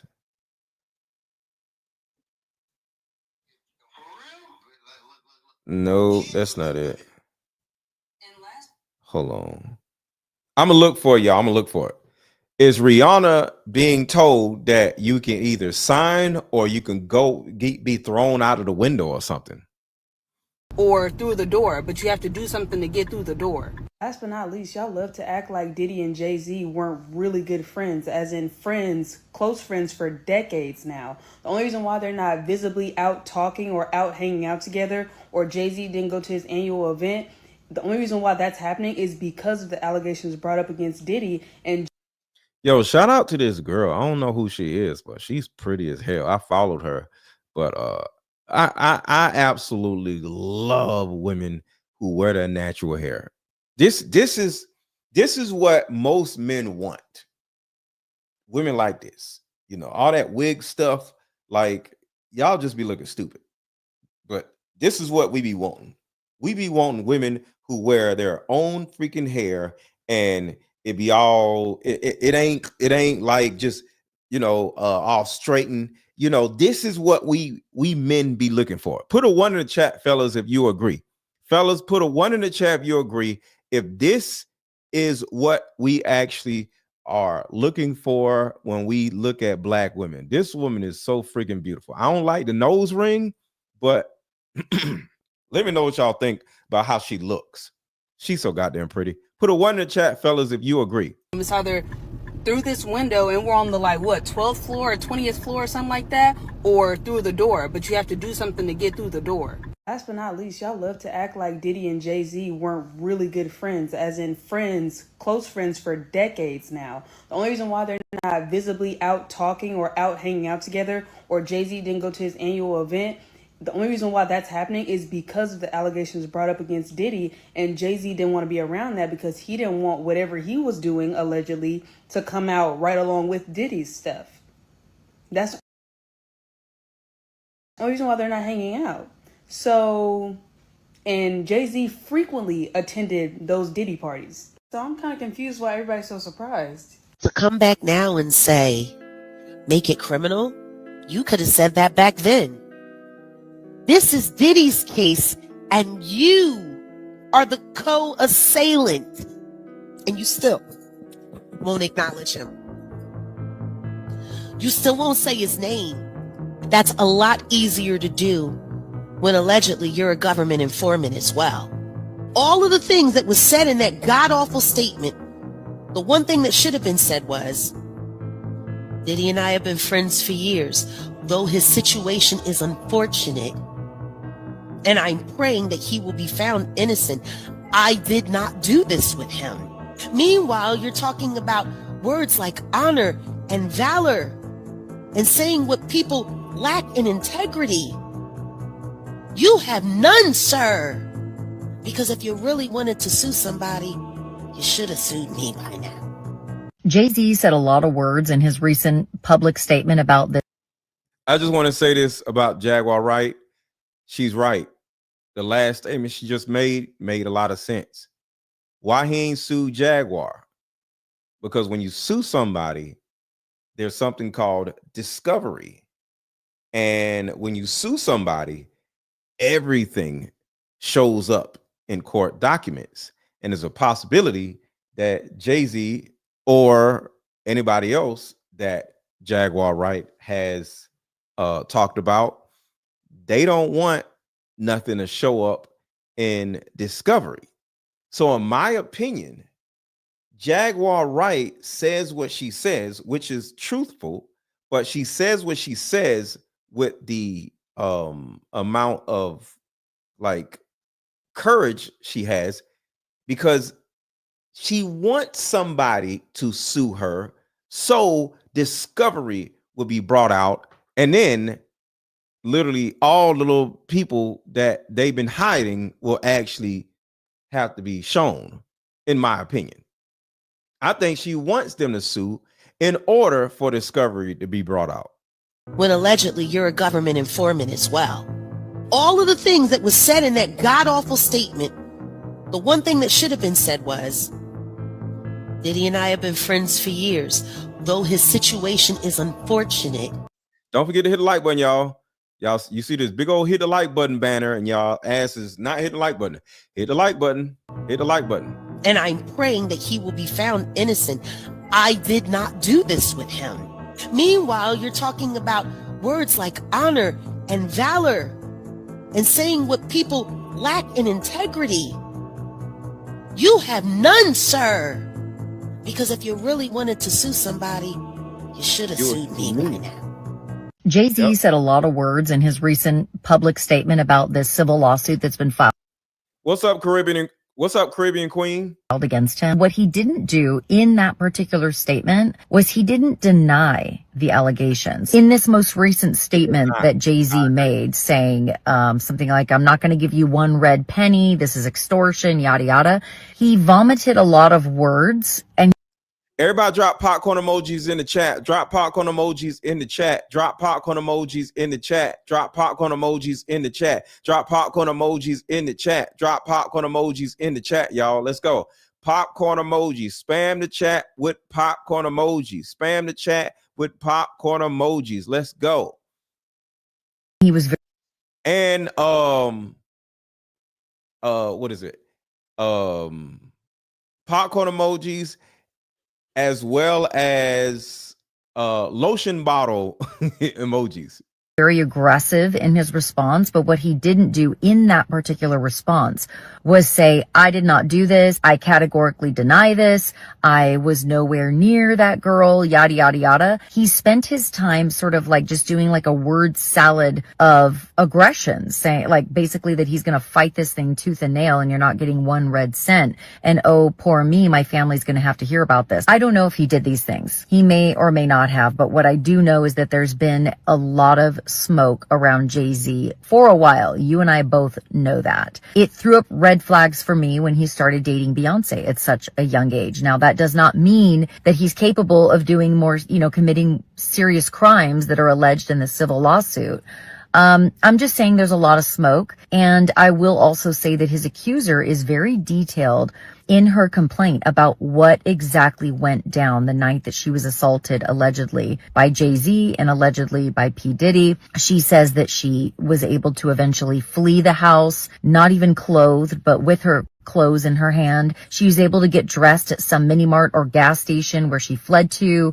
She says that the person that worked at the mini mart or gas station let her use the phone, probably saw her under duress after this, allegedly happened, and that she was allegedly drugged. So she must have been, in a state that was very alarming to see. And I would imagine with a solution that will help every woman watching, regardless of age, regardless of background. See, in my 7 years of coaching women, the number one thing that I hear in my coaching sessions is her issue or tumultuous relationship with her mother. So what I've done is come out with a card game that will actually help mothers and daughters come back together. We have to get to the source of a woman's pain, her inadequacies, her insecurities, and heal that little girl inside of her before she goes out in the world as a woman. I call Like Mother, Like Daughter, therapy in a box. Therapy in a box is 50 questions for the daughter to ask the mother, questions that you always wanted to ask.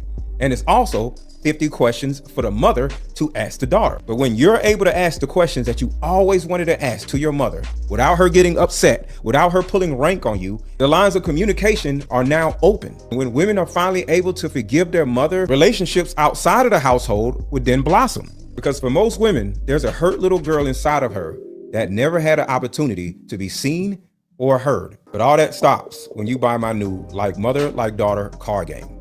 Order it now. The link is under this video. Click the link and let's start healing.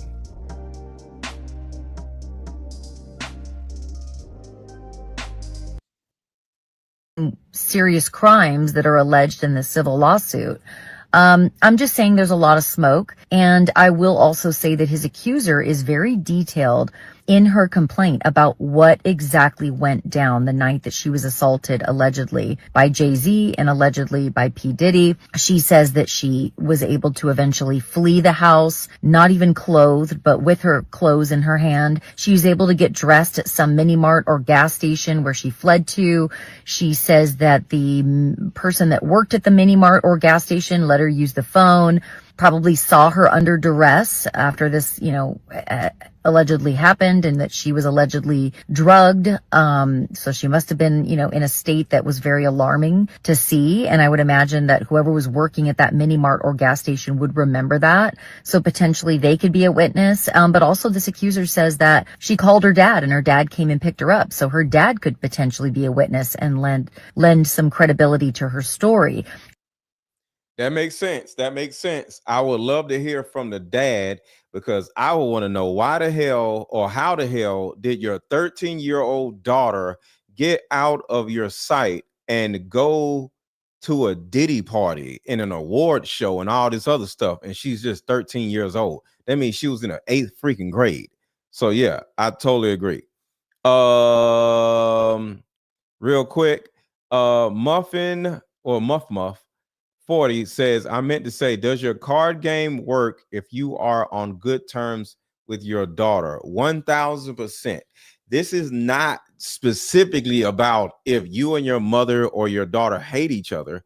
It's just a good card game to play with your mother or your daughter so y'all can learn more about each other. See, the thing about it is a mother has her own narrative and reality just in their relationship with the other person, and the daughter has her own narrative or reality in the relationship with the mother, right? So the thing about it is you play the game with your mother or your daughter, whether y'all on good terms or on bad terms, and you'll get a better understanding of how they see you and how they experience you. I got daughters of my own, and my daughters, by playing this card game, I was able to understand that both of my daughters experienced me in two totally opposite ways. So it's important, especially when your daughters grow up, for us to check in with them and find out how are they experiencing you as a parent. Is it anything that you missed where you can do better as? Because the thing about it is, parenting never stops. You know what I'm saying? So whether your kid is 5, whether your kid is 15, whether your kid is 25, you're still parenting your kid. So you got to check in with your kid to find out what type of parent they see, because you can act like this great parent all you want to.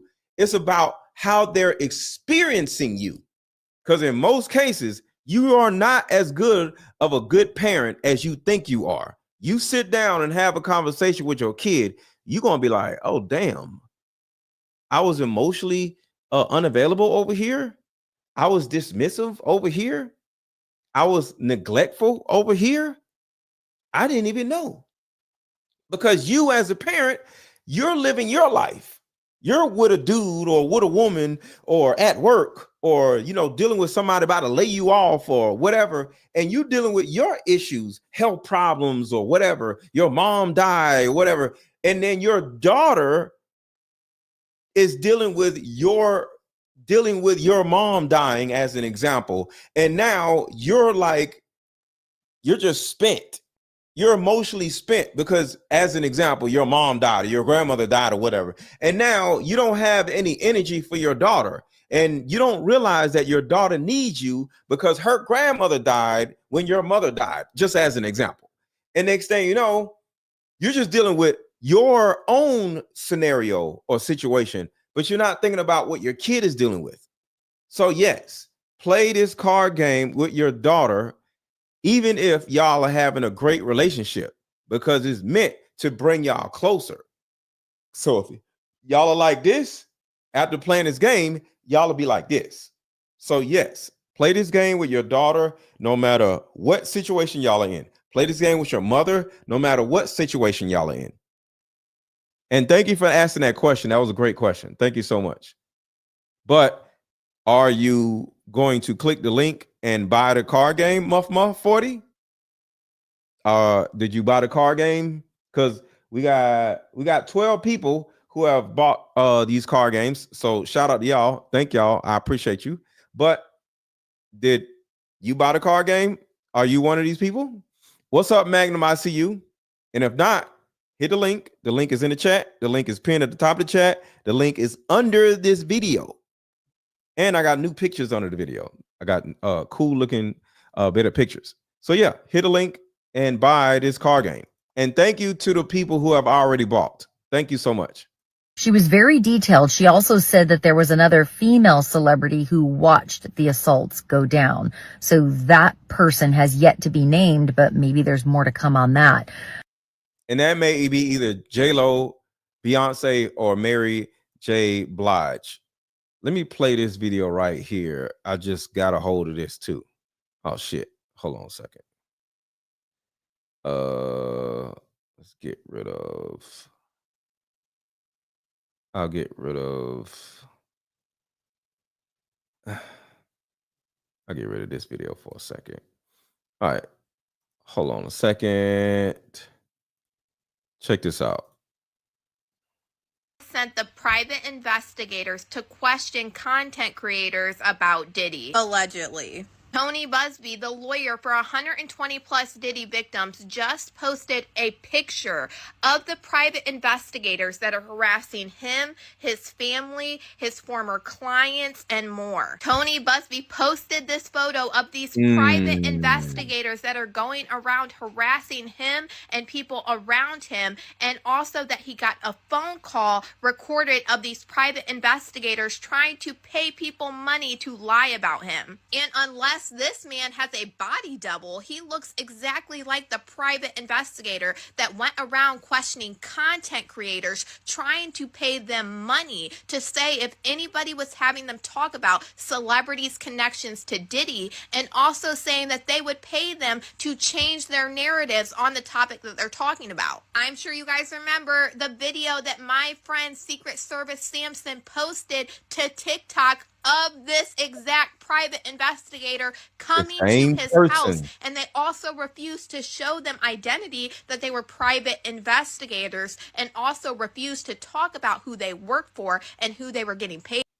Private investigators, in quotations, chose to show up on my doorstep that apparently are going around and contacting numerous influencers that talk about Diddy and then do deep dives on Diddy as well. Now, obviously, I didn't talk long, but I was curious who they were. So apparently these are Jay-Z people and not Diddy people.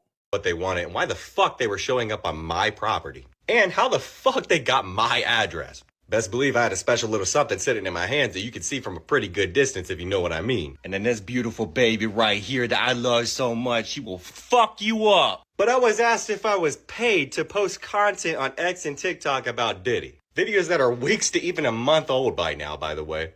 But apparently I was reported on my X account for spreading, in quotations, misinformation, even though majority of the information is publicly available, which is obviously what thousands of other creators have done, not only on TikTok, but other social media platforms as well. Maybe not in the manner of which I did, which is probably why I was contacted. Do keep in mind, I say allegedly and then easily connect the dots for everybody to understand. So I can't be held accountable, even though, once again, all this information is publicly available. Just take some research, by the way, people. If you actually want to see that series, you can go check out my X account, by the way. You can get there by going to look under my bio, by the way. But not even 2 days ago, I was actually asked to do a video with TMZ about Diddy, which I politely declined because who the fuck thinks that TMZ is a reliable source? But this is the second motherfucking time in the past month that investigators have shown up at my doorstep. Well, not the second time? The second time? I didn't even know that. It happened 2 times? Technically, because the first set were technically federal. But that's for an entire federal? Yo. Different situation. But what's interesting is that these men would not tell me what company that they worked for, which is sketchy as fuck, and I don't fuck with that. But I just want people to know that no matter what you speak upon on the internet or social media, people will do whatever they have to do to cover their asses or somebody else's. And that it's a dangerous motherfucking world out there, and that you should damn sure keep yourself prepared. So I just wanted to show that because it's more and more and more and more people getting visited. The same dude visiting different people. Hold on. It's the same dude. Where's the other video? Here's another video right here. Where I'm closing out, telling you guys exactly what happened here. She called first, and I was filming, so I didn't pick up the call. The call goes through, and she says, call me so you can tell these guys you are not interested in ads. They are at my door. I'm being a bitch. That's what Risa says. And I said, LOL, can I just call you in 1 minute? I'm thinking, I don't know what's going on here. I don't know why 2 guys would be at your door asking about ads, but here we are in the story. So I finish up filming my video. I call Risa. It's been a few minutes at this point. Apparently these guys are still at the door. Immediately when I pick up the phone, she's like, okay, when she picks up the phone, you're on speaker. And I'm like, what is going on?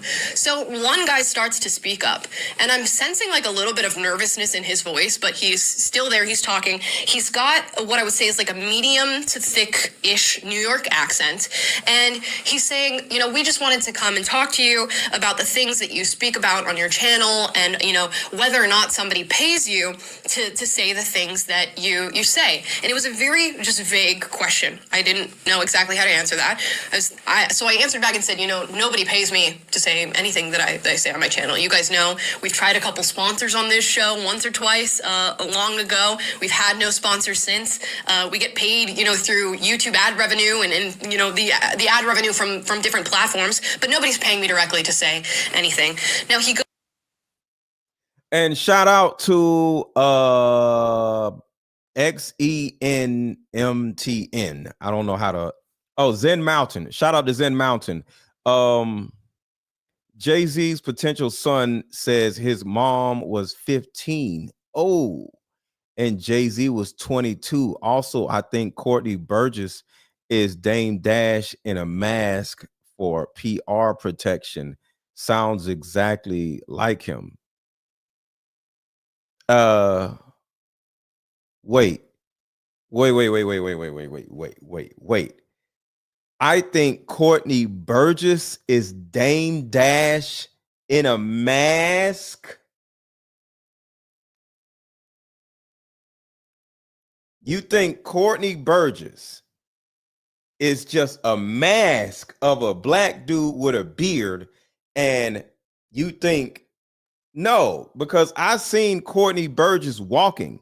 Courtney Burgess is tall or taller. He's like he's about 6'1", and no, so that's a good thought, but no, Dame Dash is like 5'8", so no, that wouldn't work.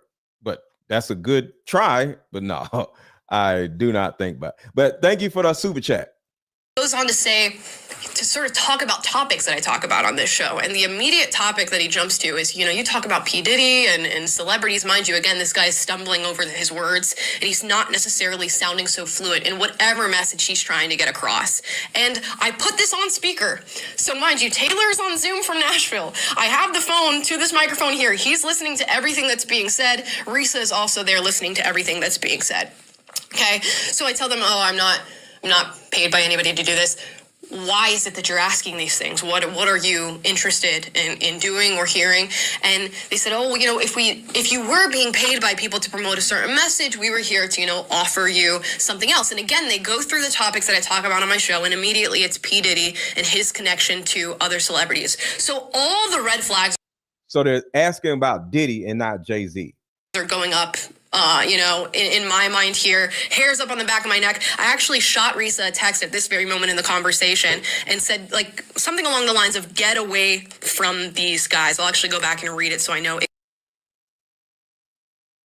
So she goes on, who they are working for. But essentially the story that I got is that they are traveling around and I guess knocking the doors of different influencers who are having conversations about these topics, about P. Diddy and his connections to celebrities, to see whether or not they've been funded by somebody to start having these conversations. So that's her. So let's go back to what she's saying. So this is the same guy at different people's houses. Alongside this picture, Tony Busby said investigators from New York have contacted many of our law firm's current and former clients. These investigators aren't very smart. What they didn't anticipate was one of the clients decided to record the conversation. It's shocking and illegal. And here's a portion taken directly from the transcript of the contact. In a couple of days, or maybe by next week, anyone Googling Busby or his company or his practice are going into litigation, okay? What we are trying to do, we are trying to put this thing together for the company that we are working for. We could get you paid. You could get money right now, We gave this kid $1,000 to start yesterday just to get him on the right path. At the end of the day, this is going to go through the courts. Busby is getting sued. Now, before Jane Doe's lawsuit was even edited with Jay-Z's name in it, Tony Busby said that he was getting harassed and people around him were getting harassed. And there's a phone number right here also. Oh, I don't even need my glasses. It says Tony Busby, the investigation firm called Lex Intelligence, continued to harass our firm and its clients. But at the bottom, it says the Busby Law Firm to include a member of my own family. The number they are calling from is 518-662-0616 or 332 255-8548 or 917-730-9068. Typically, when they call, they refuse to name who is paying them or who the ultimate client of the law firm is. Sometimes they won't even give their own names. They don't give out phone numbers. I need to, hold on. I'm going to take a picture of these numbers just in case I get a phone call. I'll be able to see if they calling my ass. Okay. All right. All of this is really crazy. By these private investigators calling them, trying to get them to spread lies about Tony Busby. Tony Busby figured out who these private investigators worked for. He said the investigation firm called Lex Intelligence continues to harass our firm and its clients. And they also made their website private after he exposed all of this. Tony Busby wasn't lying, because after he outed who this company was, Lex Intelligence took down their company website, and it's still down right now if you go and Google it. If you're a legitimate company, why are you taking down your whole company's website? What don't you want us to know? Tony Busby went on to say they won't say who they ultimately work for, but they have confirmed that the law firm that engaged with them was Quinn Emanuel. That is a global law firm that is easily found on the web. It has a Houston office, but I suspect these activities are being coordinated by the New York office. We know that Alex Spiro is partnered with Quinn Emanuel specifically in their New York office,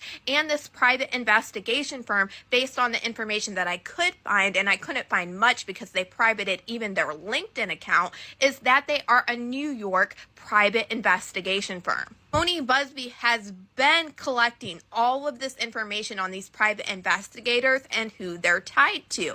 And I know for a fact that he knows that these are the same private investigators that were on the news and caught on camera by my friend Secret Service Sampson. People might be really confused, like, what does this have to do with the Jane Doe filing a lawsuit against Jay-Z? This is all because Jay-Z and his lawyer put in a motion to the judge saying that a random woman called into them claiming that she believed that Tony Busby was having clients lie in their lawsuits about Diddy.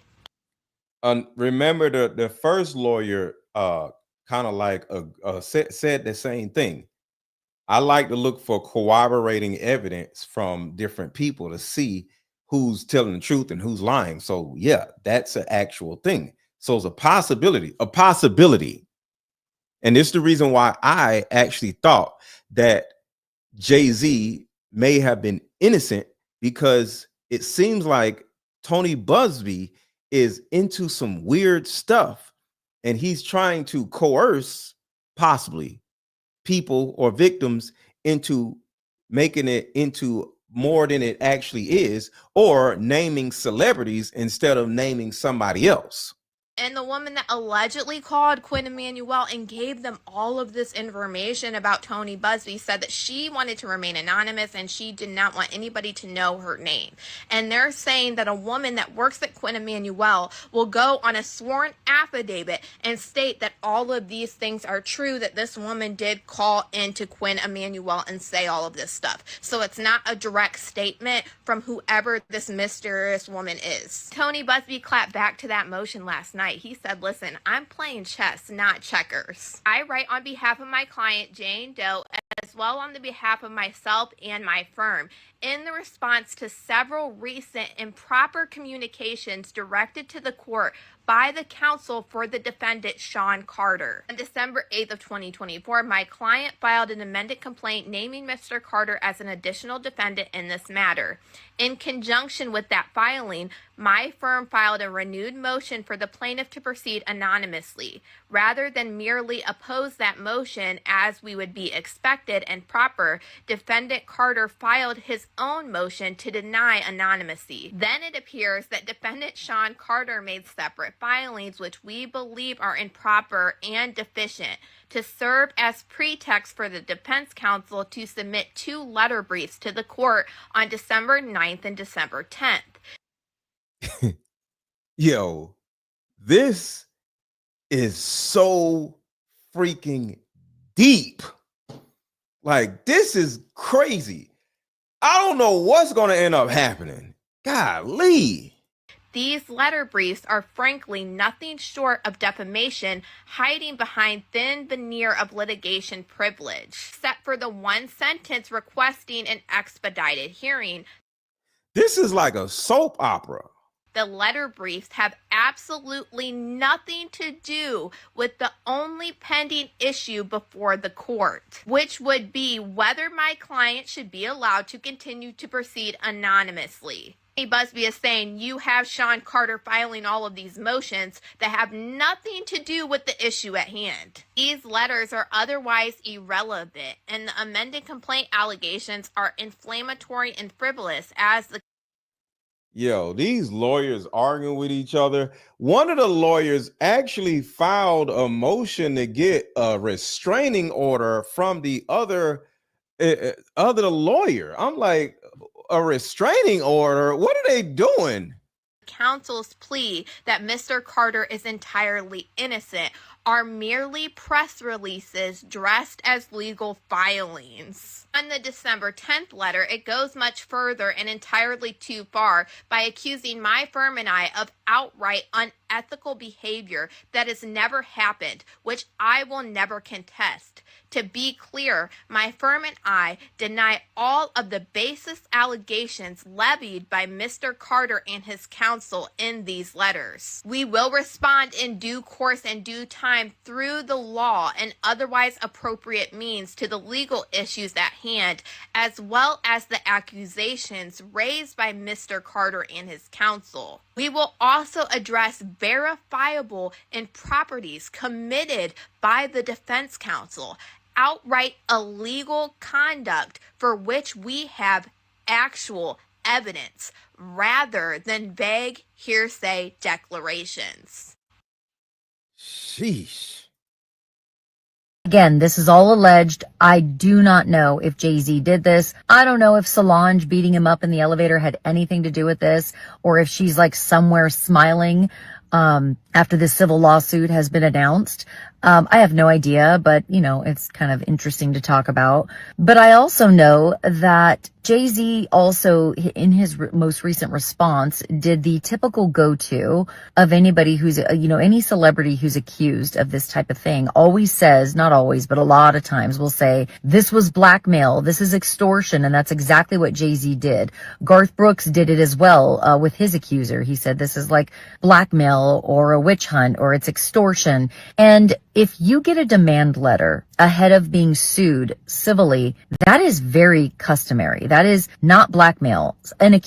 See, so it's not blackmail. You get a demand letter and you do with it as you please, but you know what's about to happen.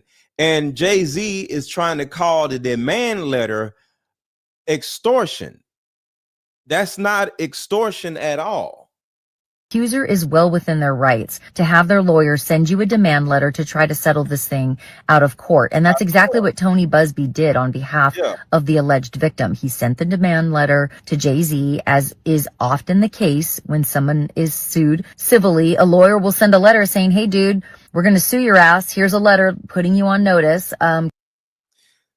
Scamming celebrities out of millions, that's how you come up.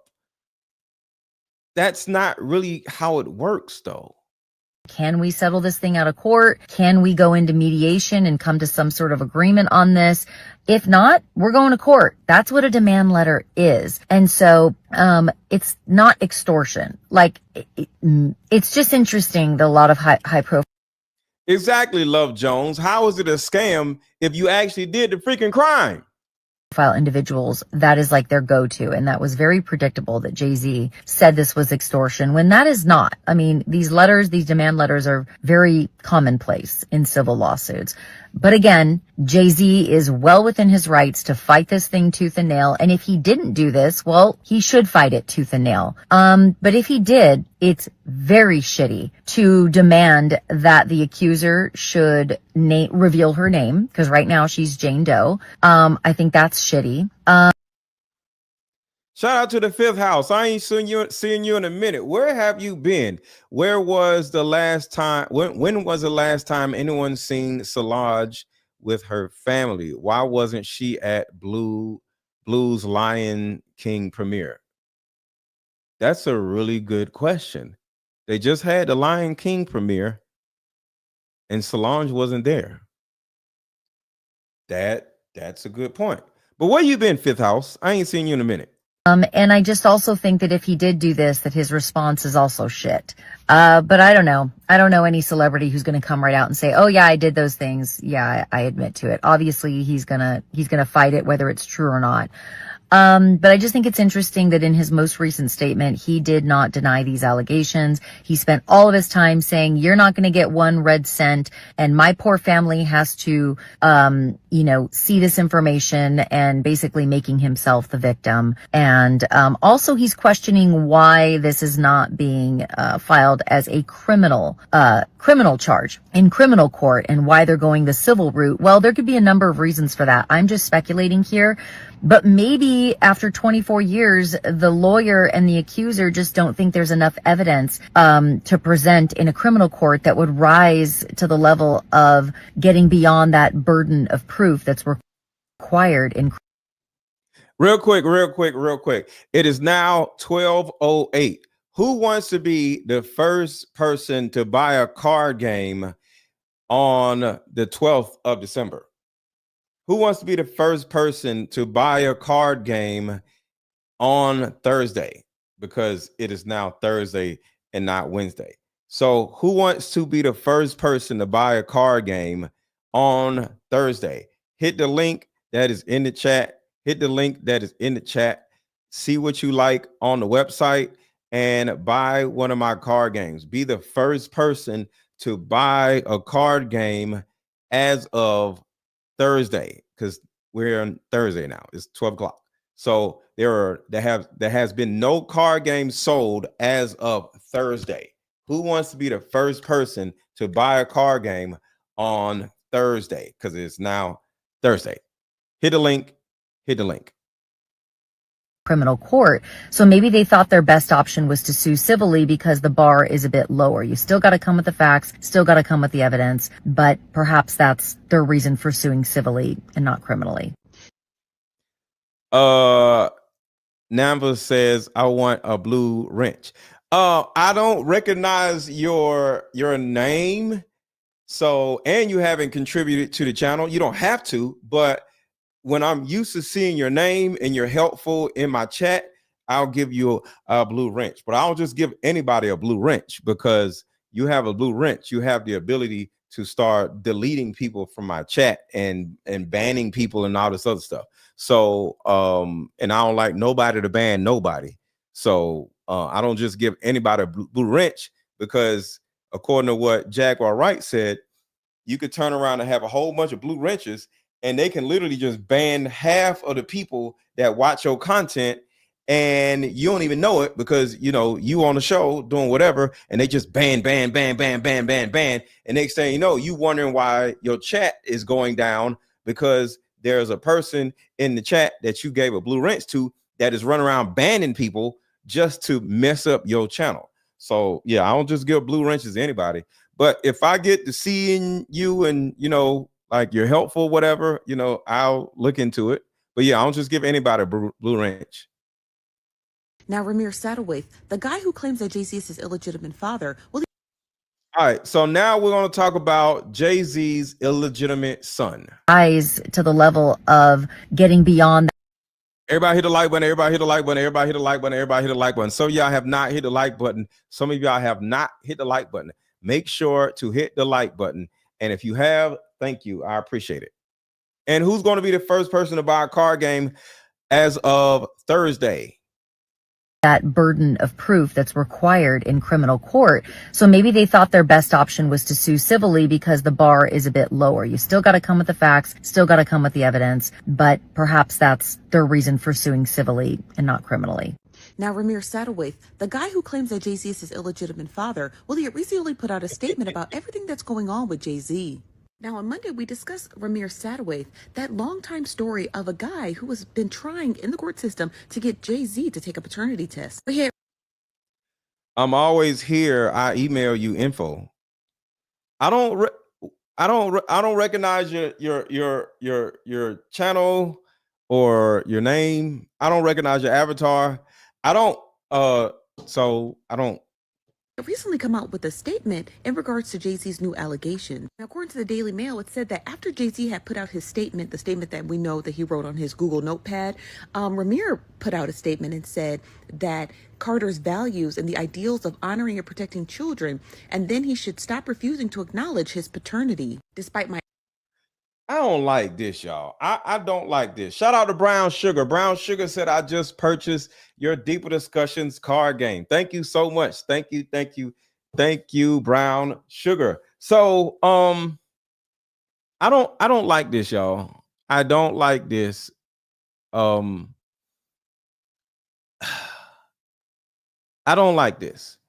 If I had an illegitimate child out there and they keep asking me for some attention and doing stuff for attention, I would look at them crazy if there's a lawsuit against me and then it's an embarrassment and it's causing me all kinds of problems with my family.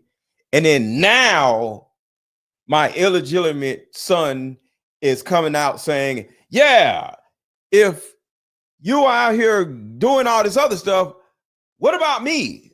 Because what does one thing have to do with the other thing? I don't understand. What does one thing have to do with the other thing? So it's like, what are we doing here? Okay, you're possibly my illegitimate son. Why are you talking mess now? Why I got to deal with all this other stuff? What does one thing have to do with the other thing? So it seems like this young man is looking for attention at the misopportune times. If you want to be my son, I need you to support me and not throw me up under the bus. I'll say that again. If you want to be my son or Jay-Z's son, how about you act like a son and shut the hell up and support me instead of throwing me under the goddamn bus? You ain't acting like nobody's damn son. Fifth House says no, he's been asking for paternity tests. Hove won't do it. But why are you asking for a paternity test when I'm getting sued and getting accused of all these crazy things? Is what I'm saying, Fifth House. I understand that. But this is the wrong time. Because at the end of the day, if you are my kid, why are you talking mess while I'm going through this stuff? That's all I'm saying. Act like my kid if you want to be my kid. You know what I'm saying? No, I'm just saying. Statement about everything that's going on with Jay-Z. Now, on Monday, we discussed Ramir Sadoway, that longtime story of a guy who has been trying in the court system to get Jay-Z to take a paternity test. But he had recently come out with a statement in regards to Jay-Z's new allegation. Now, according to the Daily Mail, it said that after Jay-Z had put out his statement, the statement that we know that he wrote on his Google Notepad, Ramir put out a statement and said that Carter's values and the ideals of honoring and protecting children, and then he should stop refusing to acknowledge his paternity, despite my... Y'all see what I'm saying? Am I wrong or what? Like, I need you to act like my kid and shut the hell up. This is the wrong time. Am I wrong? Thumbs down, you're misinformed. Okay, what am I misinformed about? Ain't major? Like, I don't know. Like what? What am I missing? Let me talk to the chat for 1 second. What am I missing? You said I'm wrong. Okay, explain. I'm watching the chat right now. Say it. What's going on? Okay, Eleanor said I'm wrong. Okay, I'm listening. I don't know. I don't want to do research on this. Y'all tell me. I'm grossly misinformed. Okay, explain. I'm not doing I don't care nothing about this damn man that is Jay-Z's illegitimate son. What the hell I care about that? I don't care. What does God do anything? Okay. He has been asking for a DNA test for years, paying all this money for court fees when a DNA test is $500. But why should I care?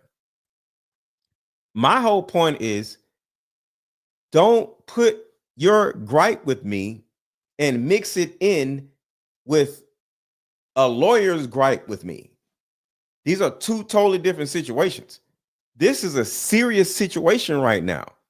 He's being accused of doing some heinous things to a young girl. This has nothing to do with your little paternity test. Whether you my son or whether you not my son has nothing to do with these allegations. I need you to shut the hell up. Son, non-son, adjacent son, or wherever the hell you are. I need you to shut the hell up. So what am I misinformed about knowing how to shut the hell up in situations like this? He has been asking for, I don't care. Who cares?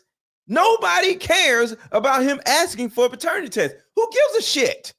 I don't care. I don't care about this man. Who cares? I don't care. All I'm saying is, if you want to be my kid, act like my kid by shutting the hell up, is all I'm saying.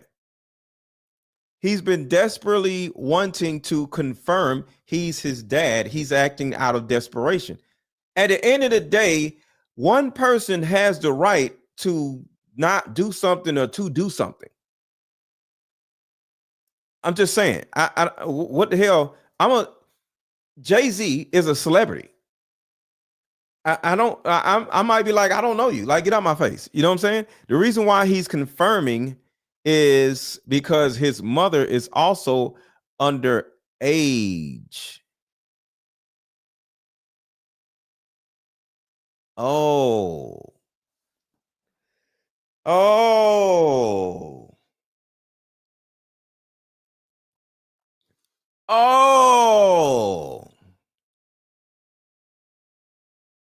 His mom was a minor too. Son is saying his mom was 15 when Jay-Z was 22. It shows that Jay-Z. Oh. Okay. I'm still going to say the same thing because these are two like parallel situations. Okay. One, the son is asking for legitimacy, right? And is possibly not to Jay-Z's best interest to legitimize him. Because if his mom was 15 when she was impregnated by Jay-Z, it's a possibility that Jay-Z may go straight to jail because it's proof that he did that. Possibly.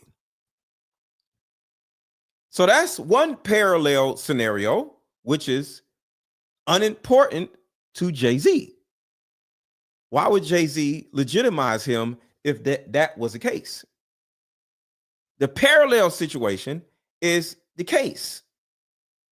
If you as a male want Jay-Z to be your father, the last thing you want to do is bring this shit up when your father is going through some other shit.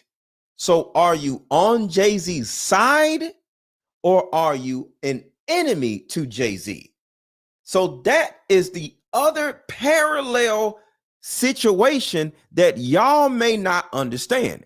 Now I'm getting this new information and I am understanding what y'all are saying. I am hearing y'all. I'm acknowledging y'all. His mom may have been a minor at the time of conception. I get that. But him bringing this up as a grown man is showing Jay-Z that he is the ops and not a friend. So if you want to be legitimized as Jay-Z's son, this is the wrong time to do it, because you're literally throwing Jay-Z even farther under the bus by proving that Jay-Z is what the courts or the lawsuit is trying to say he is. So my only issue is, are you with Jay-Z or are you against Jay-Z? And if you are against Jay-Z, I would never legitimize you, because you could turn around and put me in prison. Now, do y'all understand why I'm saying this is a time for this young man to shut the hell up? Do y'all understand now? The last person that I would want to put me under the jail is my own goddamn kid, y'all. Do y'all understand what I'm saying? There are two parallel scenarios going on all at the same time. So yes or no in the chat. Do you understand what I'm saying or do you not? I don't give a damn about what this boy wants. He needs to shut up, because him speaking up is going to get Jay-Z put in prison. And do you want Jay-Z put in prison, or do you want Jay-Z to be your daddy? Are you with him or are you against him? And if you want Jay-Z to be your daddy, you need to shut up. That's all I'm saying. So let's see. Do you understand what I'm saying or no?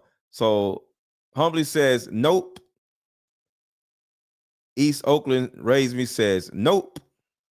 No. Okay. Yes, we do. Okay. Yes. Prison. Nope. You're making excuses. You're still wrong. Yes.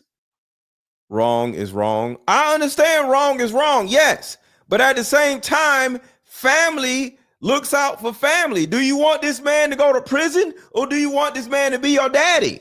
Which one do you want? I'm just trying to find out, are you with him or are you against him? That is all I'm saying. These are two parallel scenarios. And if they connect, Jay-Z is definitely going to prison with this information. So why would you want to be legitimized? And then when you get legitimized, Jay-Z instantly goes to prison. So that means you're against Jay-Z. So you need to go away. Is all I'm saying. That's all I'm saying. Jay-Z not looking out for him, but he ain't looking out for Jay-Z either. So why would Jay-Z look out for somebody that's not looking out for him? Because on the other side, if all of this stuff is what y'all say it is, and I'm not saying y'all lying, I'm just saying for contextual for contextual reasons, if his mom was a minor, why would you want to get legitimized? Wouldn't you just say, hey, let's just do this?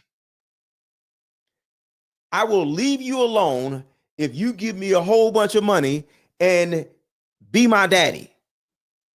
Take me out for ice cream. Let's go to a ball game, hang out with me or whatever.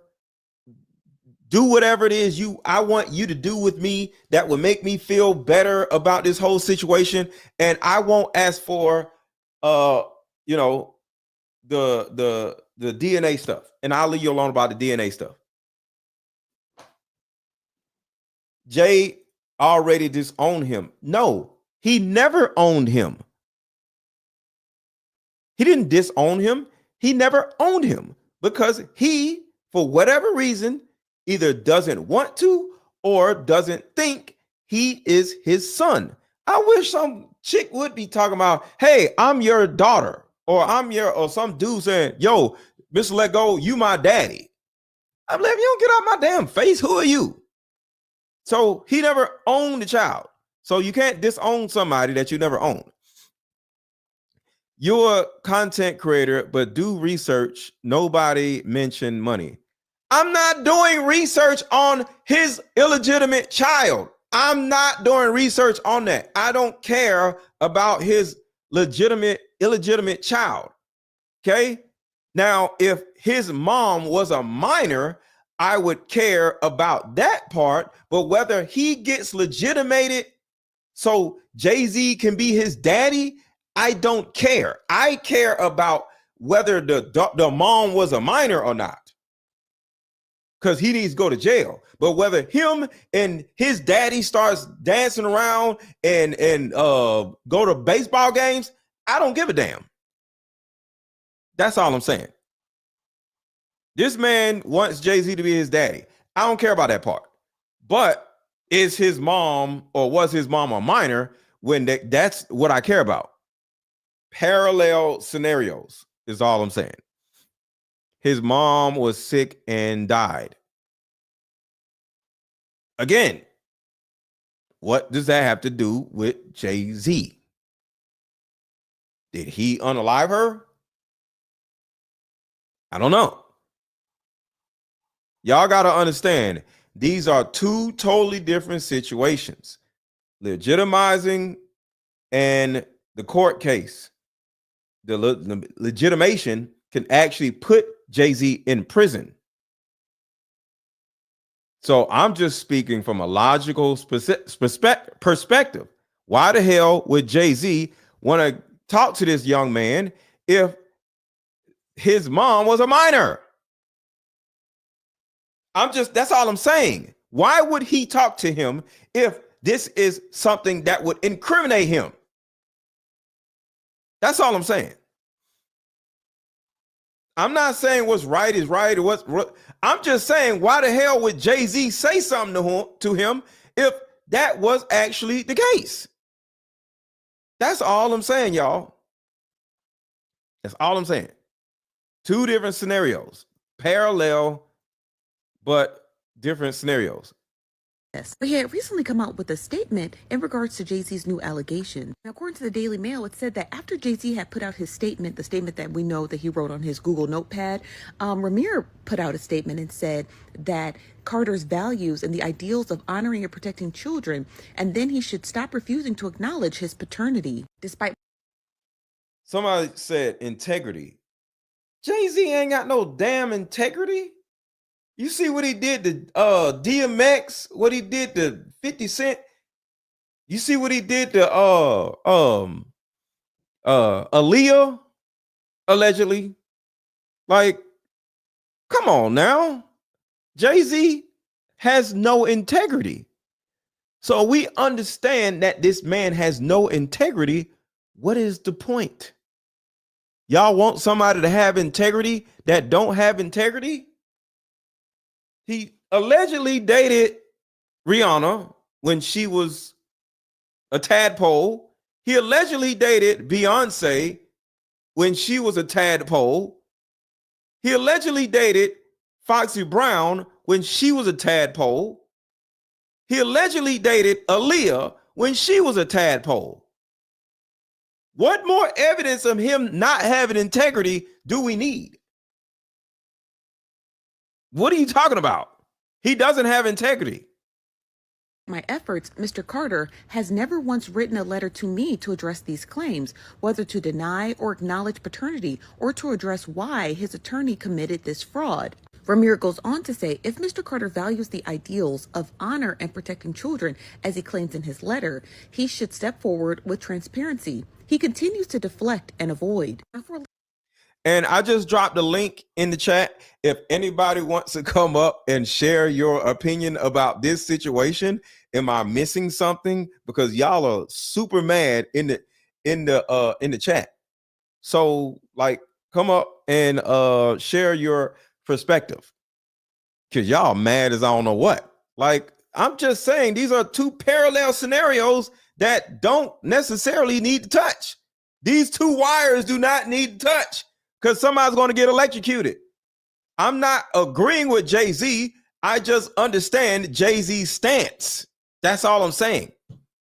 But for y'all to sit here and say he has no integrity, he ain't never had no damn integrity. That's all I'm saying. So y'all want somebody that does not have integrity to have integrity. That don't make no sense. So if you want to come up and share your opinion about this whole Jay-Z son integrity stuff, I just dropped the link in the chat. I'll drop it again. And, you know, y'all can come on up. But I understand why Jay-Z is ignoring this damn dude. You didn't even get me put in prison. Once written a letter to me to address these claims, whether to deny or acknowledge paternity or to address why his attorney committed this fraud. Ramir goes on to say, if Mr. Carter values the ideals of honor and protecting children, as he claims in his letter, he should step forward with transparency. He continues to deflect and avoid. Now, for a little bit of a backstory, Ramir's paternity didn't become a tussle until 2010, 2 years after Beyonce and Jay-Z had got married, when she, being his mother at the time when she was alive, requested that the state of Pennsylvania courts make both men, referring to the guy who was on Ramir's birth certificate and Jay-Z, take a paternity test in order to determine who her son's father was. Now, Ramir insists that Jay-Z's legal team has made endless attempts to usurp the legal system in order to avoid taking a paternity test. And it was found out that Robert Graves, was not his biological father because Robert actually showed up to court. Now, the case began the pre-trial in Camden, New Jersey on August 13th of 2012. During the pre-trial, Sean... See, you're absolutely correct. Why would you incriminate yourself? Exactly. That's all I'm saying. Now y'all finally get what I'm saying. Why in the world would Jay-Z incriminate himself with DNA evidence? Are you nuts? Yes, this young man has been ignored for years and wants to know if his dad is his dad. But with this context, F him with this context, because you're putting your needs and wants over Jay-Z's needs and wants to stay out of prison. Because if Jay-Z gives this young man what he wants, Jay-Z will go to prison. So do you want me to be your daddy, or do you want me to go to prison? Or do you want me to be your daddy in prison? No, I'm not letting you near me if that's the case. Y'all don't understand. People do crazy, illegal stuff, and they want to stay getting away with it. It's common sense. So y'all like, no, but he's his father. Who cares? Who cares? What are you talking about? See, we have interests and wants, but if our interests and wants will put another person's interest and wants in jeopardy, you need to rethink your interests and wants, because it will sound like your interests and wants are extremely selfish. Does that make any sense? Yes or no in the chat. If my interests go against your interests are extremely selfish. What are y'all talking about? Stance, you mean the stance you had since you made the kid years ago? Yes. Yes. That man don't give a damn about the kid that he made years ago. Who cares? He don't want to go to jail. Hey, boo. Hey, I can't see you. Can you hear me? Can you see me? Oh, there you go. Okay. You're missing the whole point, buddy. Well, you gotta cut off the video in the background. I hear it. Oh, sorry. Hold on. Let me It's okay. turn this off. Yeah, you're missing the whole point. Okay. I want to know. The young man he's been trying to get a P test. This was over a decade ago. Okay, this is nothing new. What happened was, when he started, trying to get the P test, Jay-Z and his team allegedly denied. Okay, they denied it. He left it alone. He came out, he said what he had to say, and then he left it alone. The nigga don't want to fuck with me. All right, no problem. He didn't want no money. He didn't want nothing. He just wanted, the proof, okay, that either you're my dad or you're not, because his mom had affairs with him. Yes, she was underage at the time. He was in his early 20s, early to mid 20s. Okay. Now that this came out, he's, like the lady said in the video, based on Jay-Z's statement, he's just trying to make a point that this dude don't have no integrity, because if he did have integrity and family values and all of that, why did he not want to at least see if he had an illegitimate son out there? And that's the point. So it's not that now he's trying to do anything or whatever. It's just that he's trying to say, nah, this dude don't have any integrity. Don't fall for it. Don't fall for the whole family values and children thing, because he doesn't care about children. He doesn't have any values. That's the point. Okay, so my point was, is he with Jay-Z or is he not with Jay-Z? So it sounds absolutely not with Jay-Z. Okay, so he is the ops, right? He is the ops at this point. Yeah, because he's like, F him. He didn't want nothing to do with me. Why should I care about his, his well-being? He didn't care about mine. So this man can, from Jay-Z's standpoint, not my standpoint, he can go kick rocks with open-toed shoes. Right. And he's going to out or expose whatever he can, because he feels like he's doing the right thing to help other children that may have been, victims of this. Well, stop asking for a paternity test then, because he did. He been stopped. That's the point we're trying to tell you. He's not asking anymore. He doesn't want that anymore. He's done with that. Okay. So he's just simply the ops and not asking for anything from Jay-Z. No paternity test, no nothing. I thought he was asking for a paternity test in 2024. No, boo. He ain't asking for no paternity test in 2024. He asked for a paternity test in 2010, 2011, not now. Okay.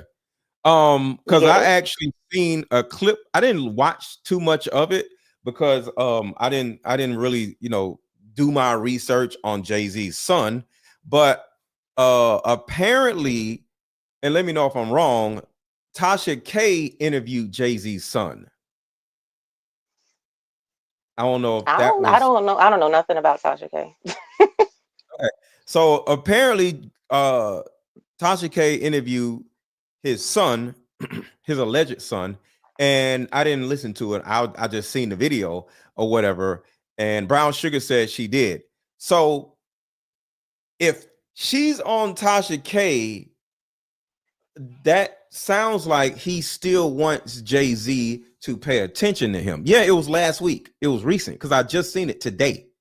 So what that means is a possibility that he is still looking for some type of resolution or attention from Jay-Z, which means you are wrong. I doubt that. I doubt he's looking for anything at this point. I think he's just about exposing him. Okay, so he's on Tasha K trying to expose him and not. Okay. I mean, I stand corrected, but I don't think, from what I've heard him say in the last few days, he doesn't want anything from him anymore. He's done with all of that. He just wants to expose, I got it right here. Yeah. Let's hear it real quick. We men at the end of the day is no hard feelings against you. How do you view him now? I wouldn't know what to say, but at this point that we men at the end of the day is no hard feelings against you. Don't think somebody come listen. You can, if it's true, it's true. First of all, how have you been? Who? You? Me? Yeah. Oh, good. Yeah, good. I didn't say anything. I just I forget all that. How have you been? I've been well, thank you. I just want to make sure. Like, yes. Got to be cordial, right? Yes. Okay. If it's not, you got this shit done with. But the only thing I'm asking is, I don't want no money from you. If you want to have that relationship, if it was true, that's on you. I'm just showing you that I'm fighting for what I believe in is right, and I want all the kids and everyone that come behind me. If you missing the parents, it's all about. Sometimes that's all you need to know. Your parents is. You don't need nothing from them. Close the book. It just helped me, go on with my life and just be straight. That's not like I'm looking for anything, looking for you to bring me up where you at or bring me with your family and all. I still got my own family, but I just want you to be like, just think about it. Like, we could have got this, over with and do all this shit. I still respect you, even though I might not like you. And when I say, it sounds like he wants a daddy. It don't sound like he's the ops. It don't sound like he's like, F him. I want to get this paternity test to prove that he's a monster. No, he's just like, yo, I just want to know if you my daddy or not.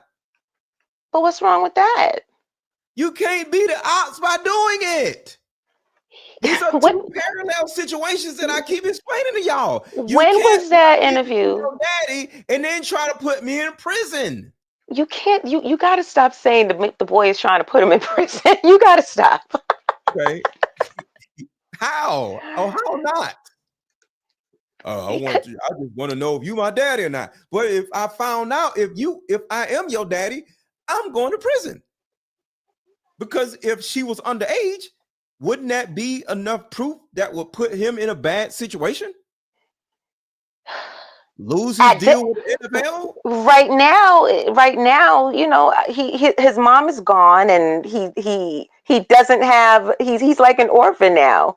So he just wants to know if this dude is his dad. He don't, like he said, he's not trying to get anything out of him. He just wants to know. There's a lot of his dad, though. There's a lot of children who were adopted and by parents, and have good parents, grew up well and everything, but they just want to know who their biological parent is. I think that's all it really was. At the detriment of your biological parent. You want to know who your biological parent is at the detriment of your biological parent. You really think if 10, 15 years ago, or 10 years ago, let's say 10 years ago, you really think that if Jay-Z were to have taken that paternity test and it were to come out that he's his father, and it was also to come out that his mom was underage, you really think that something would have happened 10 years ago? I don't. They would have kept it a secret. They would have kept it under wraps. No, see, in my opinion, and see, I'm just literally speaking for the present tense. You got to understand I understand everything that y'all are saying, but from a present tense contextual standpoint, my issue was, why are you saying something now while all of this stuff is going on in the court system that could potentially cost his dad possibly his freedom, if not $500 million? So are you with me or are you against me? At this point, he's against him because Jay-Z was against him. He's not against him. He just don't want to talk to him. If I don't want to talk to you, that don't mean I'm against you. He doesn't even want to help the guy determine if he's his dad. That's against him. Dudes, you got to understand, he's not the best person. He's not a good person. That's the first thing. You know what I'm saying? Mm-hmm. He's not a good person. So asking a person that's not a good person to be a good person just doesn't make a lot of sense to me. And it sounds like you mean this man not well if you're doing this. Is all I'm saying. I mean, I hear what you're saying, but I don't think I still think you're missing. There's a link. There's something that you're missing.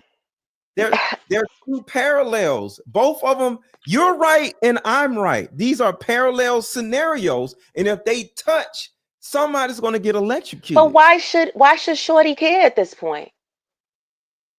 Well, why should Jay-Z care at this point? Jay-Z Ben ain't care. That's the point. Jay-Z Ben showed that he didn't care. Well, I'm going to continue to not care, sir, and leave me alone and get off of Tasha K platform and shut up. I mean, I can't speak from a male perspective. I just feel like Shorty just wanted to know if that was his dad. I don't want to know it. I'm your dad. Go away. Why you keep showing up? If you want me to be your daddy, the best way to feel like we have some type of bond is to protect my interests by leaving me alone, at least for now. We can reconvene in late 2025 when all this shit is over. But right now, shut up. You don't understand what I'm saying? I understand you're saying shut up because what you're saying, it's like, okay, well, what you're saying can put me in prison. But why should Shorty care? Well, if you don't care, why are you acting like you care? Because maybe he's hurt. Well, be hurt later. What? Eric. Okay. Say me and you were together, right? Mm-hmm. And you want me to care about you when some of my family dies, right? So I'm over here sad because a family member dies, but me mourning over a family member is hurting you because I'm ignoring you. Would you not want me to continue to ignore you as I mourn? Or would you ignore me mourning and saying, pay attention to me? You see the two conflicting scenarios? Leave me alone, stay suffering until I get done suffering, and we'll work on the me and you stuff when I'm done mourning this person dying. So what I'm saying with this dude, shut the hell up until mid. Okay, I understand what you're saying. You're saying that if he really does want a relationship with him, whether it's now or in the future, what he's doing now is not going to help. Yes. I get it. Okay. Do I agree? I don't know, but I get it. I understand what you're saying. I think Jay-Z, Mr. Carter should have done the right thing in the first place. Yes, but we don't live in a world of should. Women live in a world of should. Well, you should have did this. Men don't. You need to be quiet until this blows over, and maybe I understand what you're saying. Okay, I understand what you're saying. That's all I'm saying. Okay. Alrighty. Well, I thank you for allowing me to come up so you could have the opportunity to clarify yourself, because we weren't getting it in the chat. I don't know if everybody got it now. I hate him. I just so okay, let's do this. Do the people in the chat understand my stance? I am not on Jay-Z's side. I'm just objectively looking at the situation and saying, if you care about this man, shut up. Do y'all understand in the chat? Love Joe said, Love Joe said nope. Y'all are hilarious. See, I know how to objectively look at situations, whether the person is a criminal, unscrupulous, or they're a good person. But people have interests. Look, no. His son has been asking for years. Who cares? He doesn't want he doesn't want this information put out there. You know, okay, yes, I do. Another no. Y'all are crazy. Randomly, Tiffany says no. Okay. Dion says true. I do not care. Exactly. He don't care. Exactly. He has the right. Okay, answer this. Are you aware that Jay-Z has the right to deny him of this and not care?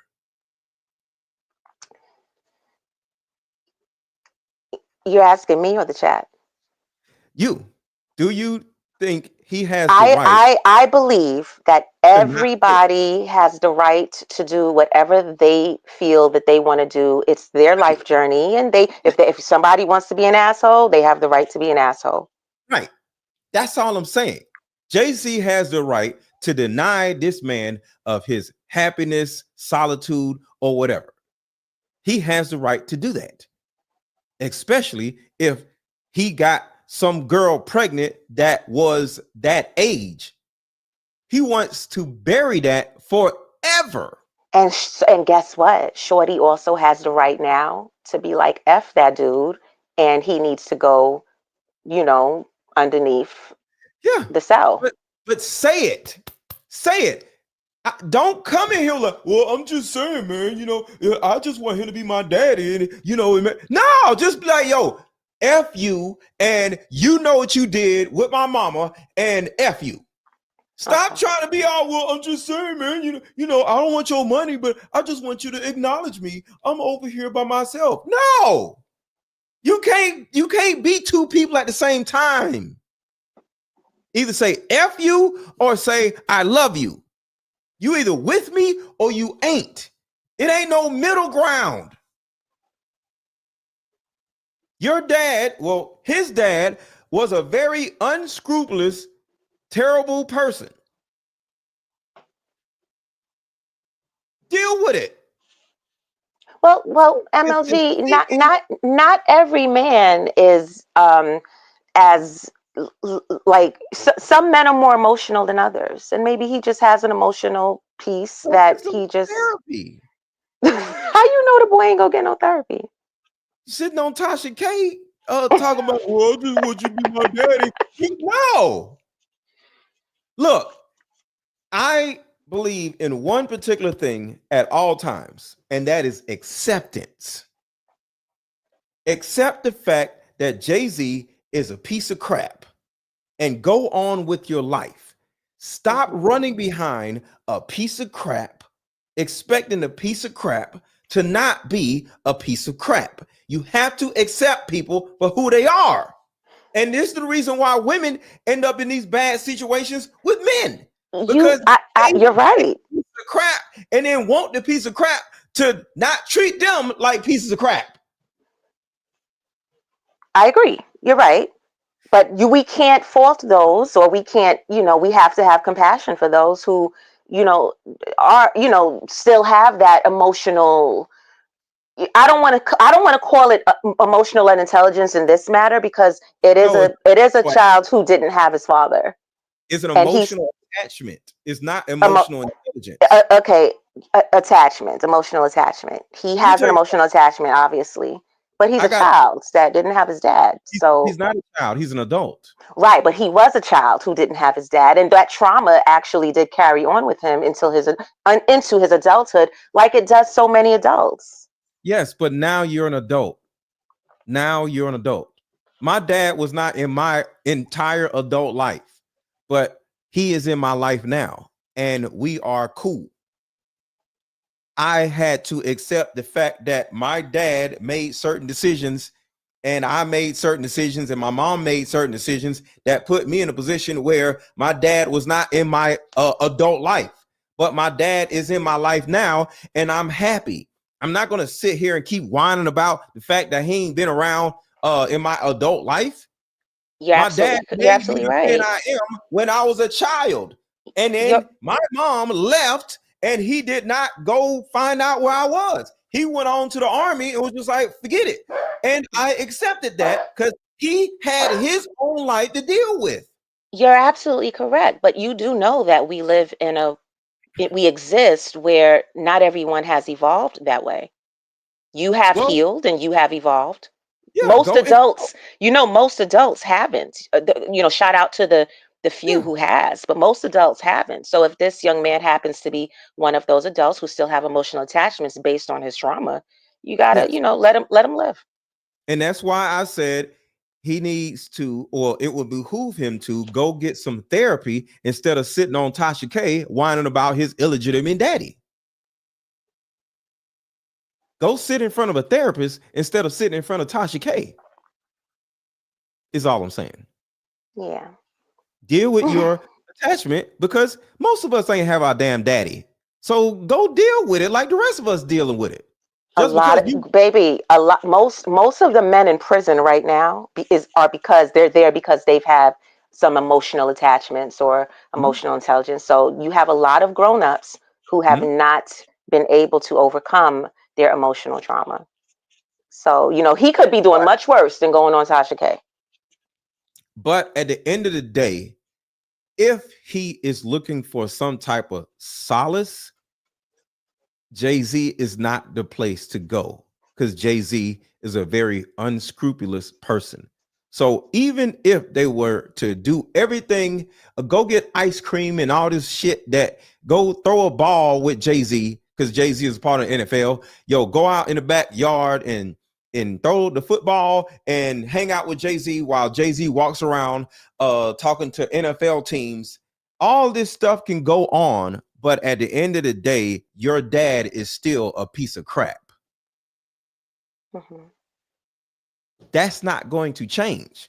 And then it may make it even worse, because now you if Jay-Z gives him everything he wants, now you hanging out with this nigga. Now you looking like a piece of crap because you hanging out with somebody that's a piece of crap. So now what type of man are you going to be or look like to your own family if he has kids, that you're hanging out with this dude? Imagine, okay, let's do this. All of y'all will easily understand this. What if Diddy was his dad? And he is now hanging out with Diddy and going to Diddy parties. Would you look at him like, oh, he's a good guy with his dad? Or would you be like, why is he with this disgusting ass dude? He got baby oil and Diddy got baby oil. Wouldn't you be like, oh, that's so nice, he has his dad? Or would you be like, this nigga got out here drugging people with his dad? What would you think then? What if Diddy was his dad? Would you have the same feelings? No. Because this whole live stream is showing that he is Diddy 2.0. Jaguar Wright is running around saying he is worse than Diddy. And I am understanding that he, yes, may be worse than Diddy. So you want this man to go get ice cream with a terrible person? No. Terrible people don't go out and get ice cream. I don't think terrible people eat ice cream. I don't think they like ice cream. I never seen a terrible person eat ice cream. So no, he, it's time for him to let this go and let it go and just go live his life. Go be around some nice people instead of sitting around whining about a terrible piece of crap. Maybe he will at some point, but people heal on their own time. Again, I'll say him going on Tasha K, that's the least of the things that he could be doing with his emotional trauma. You know what I'm saying? This is last week because I seen this today. Say, but I sit here and after all this, my mom passed away, and I'm not saying maybe Tasha K reposted it. Oh, that's a good thought. It's a good possibility. Yeah, maybe that wasn't recent. Okay, you have a brilliant point because people do that. So you're right. I agree. He was trying here and you being mean. What? Hold on. He was trying here and you being mean. No, I'm being compassionate to the circumstance because if this young man gets what he wants, Jay-Z may have more. There will be more evidence that is gonna put Jay-Z in. So I have video of the owner or whatever, the commissioner of the NFL is in one of these videos, and he has released a statement saying that he is going to continue to work with Jay-Z, which means he's going to keep this $100 million contract he has with the NFL. And here comes this nigga talking about my daddy, the court and all that, not taking care of the problem. Right? And then next thing you know, Roger Goodell turns around and says, "Oh, so because you were legitimized, and it is proven that you were in inappropriate relationship when she was this age, get out of here, and you lose $100 million." What do you think about that? That boy ain't caring about Jay-Z's money. But Jay-Z cares about his money. Nobody. No, we've already established that Jay-Z what Jay-Z cares about. What we talking about, what this young man is doing and what he doesn't care about. You know what I'm saying? We understand that what Jay-Z cares about. We've all been privy to understanding what Jay-Z cares about. But this young man, he's not caring about that at this point. He's not thinking about protecting him. But to your point, if Jay-Z were to want to reach out to him in the future, yes, then this may compromise that. I get that. Yes, but right now, but Shorty ain't thinking about that right now. He's like, screw him. Yeah, he did me dirty too. Yeah, I understand. Well, just say F you so we'll know who is who. Say F you, Jay-Z, and you ain't my daddy and you're a piece of crap. And then I will understand that you are the ops. So Dana says, you are so wrong. you're being so insensitive to this boy. He's not a boy. He's an adult. Y'all women just see everything and it just went, he's a little boy. No, he's a grown-ass man with his own family. Go live your life, sir, and go sit down some damn where. He's not a boy. He's a man. He's not a little bunny sitting there chewing on some damn grass. He's a grown-ass man. Okay, all right. I'm gonna stop you because listen. I understand what you're saying, but you have to understand, Aaron, that not everybody has evolved, healed, grown from their childhood trauma. So, in order for him to grow and heal from his childhood trauma, he's going to need some compassion at first. You've grown and healed from your whatever you went through. I have. Most people, a lot of people have in this age. But there's still a great handful of people who haven't. And perhaps this young man is one of them. Hold on. I want to show y'all something. I got some new evidence that just came out. You want to see some new evidence? Okay. Okay. Hold on. I want to show y'all some new evidence. Let me share my screen. This just dropped. Nobody has this evidence yet because I just got a hold of it. Okay. T-Mac said, girl, he ain't healed. Sorry. So, do you see this evidence? This is what y'all think this dude is.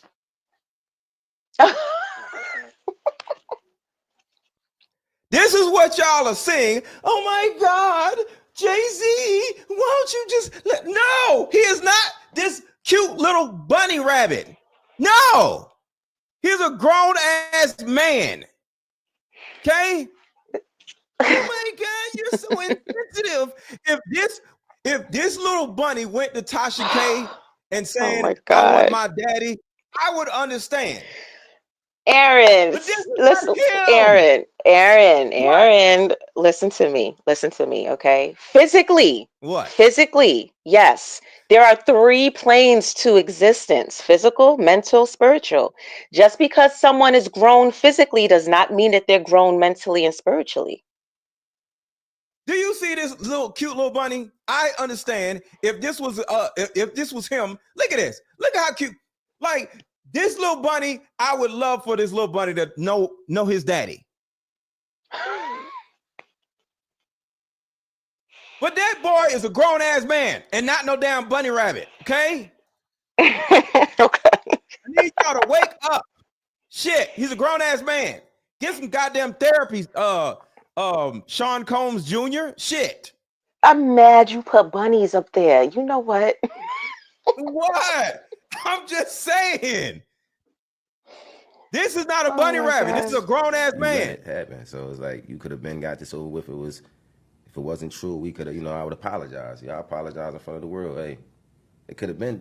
See, he's being nice. He ain't like F him, he ain't none of my daddy. No, he's like, yo, I just want to throw the football. I just want to walk out on walk out, be out with Roger Goodell and them. You know what I'm saying? I just want to, just bring you. I don't know. I just want you to acknowledge me. You know what though, Aaron? There has to be a balance. I get you and all your masculine energy right now, and I appreciate it. But when it comes to I'm gonna say children, there has to be a balance of masculine and feminine energy. And that sometimes, if there's only one parent, that one parent has to bring the masculine and feminine. If there's both parents, and you have the father who can bring the masculine, the mother who can bring the feminine. Yes. Right now, I'm gonna need you to tap into your feminine energy and just be a little bit more compassionate to a young man who perhaps has not grown and healed energetically, mentally, and spiritually. But that's why you're here. Okay. Well. See? Right? Okay. You're the other side. No? Yes, look, I agree. Freshwater says cards for men. Get over it. Oh yeah. Oh yeah. First of all, I'm not the shut up and get over it person. I'm saying that this is not the time because Jay-Z, whether he did this or not, is in big trouble. And you, young man, whatever his name is, Sean Carter Jr. or whatever, he is hurting his situation right now. So if he loves his daddy, shut up. That's all I'm saying. I can neither confirm or deny that the guy loves Jay-Z. Does he? If you don't love Jay-Z, you can't be asking for some type of love from Jay-Z if you are the ops. Everybody in the chat right now, drop bunny rabbit. They got bunny rabbits. Everybody drop bunny rabbit emojis in the chat. Everybody spam the chat with bunny rabbits. Let's go. Drop bunny rabbits in the chat. There we go. But like I keep saying though, there are two parallel scenarios going on at the same time, y'all. And they cannot touch right now. Not right now. They can't. Jay-Z can end up losing everything and going to jail, sitting in there with Diddy. So do you want your daddy to go to jail? Or do you want your daddy to throw the football with you? He might feel vindicated if Jay-Z, you know. Well, throw these up and say, get him out of here. And stop acting like, well, just no. Okay. You can't have it both ways. You either gonna hate me or you gonna love me. You can't be lukewarm. I get that. I get your point. Just to be clear, I do get your point. Yeah. From a male, masculine, energetic perspective, I get it. Yeah, he's trying to straddle the fence. No, either hate me or love me. Mr. Sean Carter Jr. or whatever the hell your name is. Greg Jr., Greg Carter, I don't know. Either hate me or love me. That's it. All right. Well, I just wanted to come and give a feminine, energetic perspective on behalf of the chat, those in the chat who wanted you to get what we were trying to say. Right. They want to beat me up so bad. But just like in this situation, you were able to like understand where I'm coming from, right? I have a perspective just like you have a perspective. And it's all about understanding the other person's perspective and not me agreeing with you or you agreeing with me. It's just about understanding that there's another perspective, right? Absolutely. That's all. That's all I'm saying. That's all. I had no idea it was 1:15. I am going to bed. I love you, Aaron. Nice seeing you again and hanging out with you. And check your DM. I will. Okay. Bye, everybody. All right. Bye. See, y'all, it's about sharing perspectives. What y'all want somebody to do is to agree with y'all or be on y'all side. No. Just I'm gonna acknowledge what y'all are saying, but at the same time, I want y'all to acknowledge what I'm saying. That's all I'm saying. That's all I'm saying, y'all. That's all I'm saying. So let's get back into these videos and thank y'all for being up with me because this always is fun hanging out with y'all. I like these late night live streams. Jay-Z. So I'm backing up a little bit because I know we've been talking so much, y'all. You probably don't even remember what she was saying. So I'm backing up a little bit. And I got this too. But obviously it's something you hide. And so I'm gonna play this. But let's hear what she has to say first. Legitimate father, Willie recently put out a statement about everything that's going on with Jay-Z. Now, on Monday, we discussed Ramir Sadoway, that longtime story of a guy who has been trying in the court system to get Jay-Z to take a paternity test. But he had recently come out with a statement in regards to Jay-Z's new allegation. Now, according to the Daily Mail, it said that after Jay-Z had put out his statement, the statement that we know that he wrote on his Google Notepad, Ramir put out a statement and said that Carter's values and the ideals of honoring and protecting children, and then he should stop refusing to acknowledge his paternity. Despite my efforts, Mr. Carter has never once written a letter to me to address these claims, whether to deny or acknowledge paternity, or to address why his attorney committed this fraud. Ramir goes on to say, if Mr. Carter values the ideals of honor and protecting children, as he claims in his letter, he should step forward with transparency. He continues to deflect and avoid. Now, for a little bit of a backstory, Ramir's paternity didn't become a tussle until 2010, 2 years after Beyonce and Jay-Z had got married, when she, being his mother at the time when she was alive, requested that the state of Pennsylvania courts make both men, referring to the guy who was on Ramir's birth certificate and Jay-Z, take a paternity test in order to determine who her son's father was. Now, Ramir insists that Jay-Z's legal team has made endless attempts to usurp the legal system in order to avoid taking a paternity test, and it was found out that Robert Graves was not his biological father, because Robert actually showed up to court. Now, the case began the pre-trial in Camden, New Jersey on August 13th of 2012. During the pre-trial, Sean Carter, or Jay-Z's attorney, argued that Dr. Lily Coley, I think that's how you say her name, who was acting as Ramir's legal guardian, that's his actual grandmother, had no jurisdiction over his case because it was first held by Wanda in Pennsylvania and therefore should be heard in the same state. Now, the case in Camden, New Jersey ended up getting dismissed outright because Ramir was over 18 at the time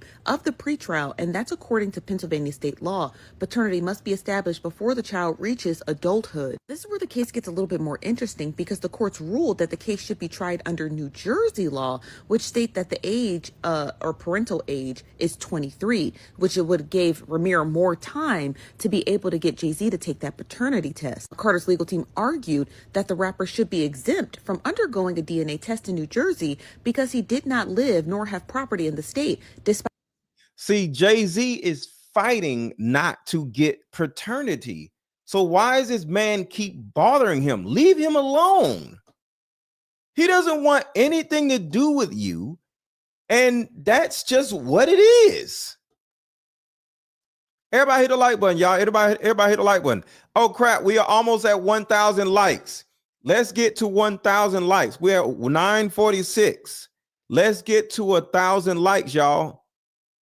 Let's get to 1,000 likes.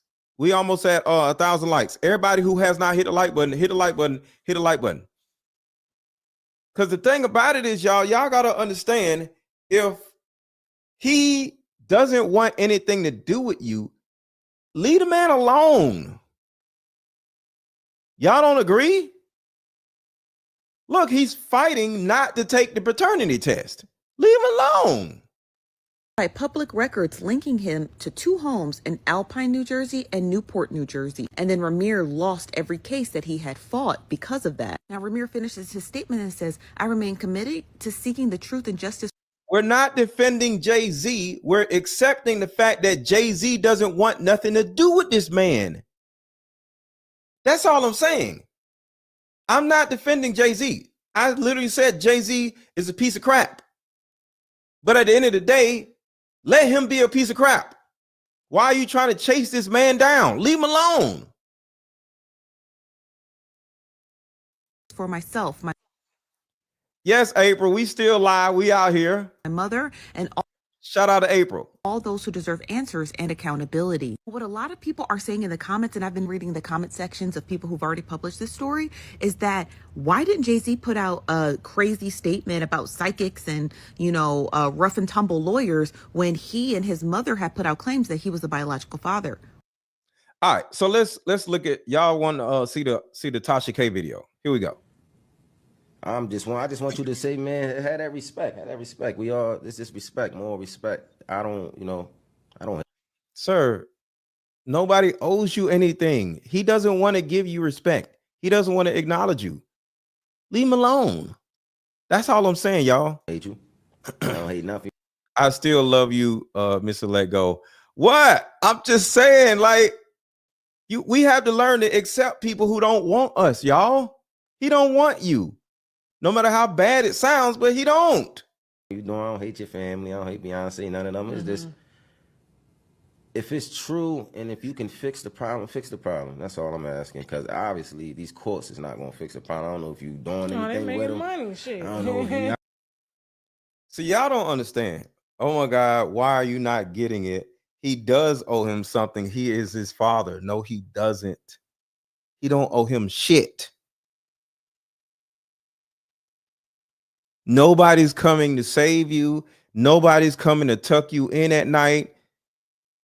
This is not the world. We're not in a world of bunny rabbits.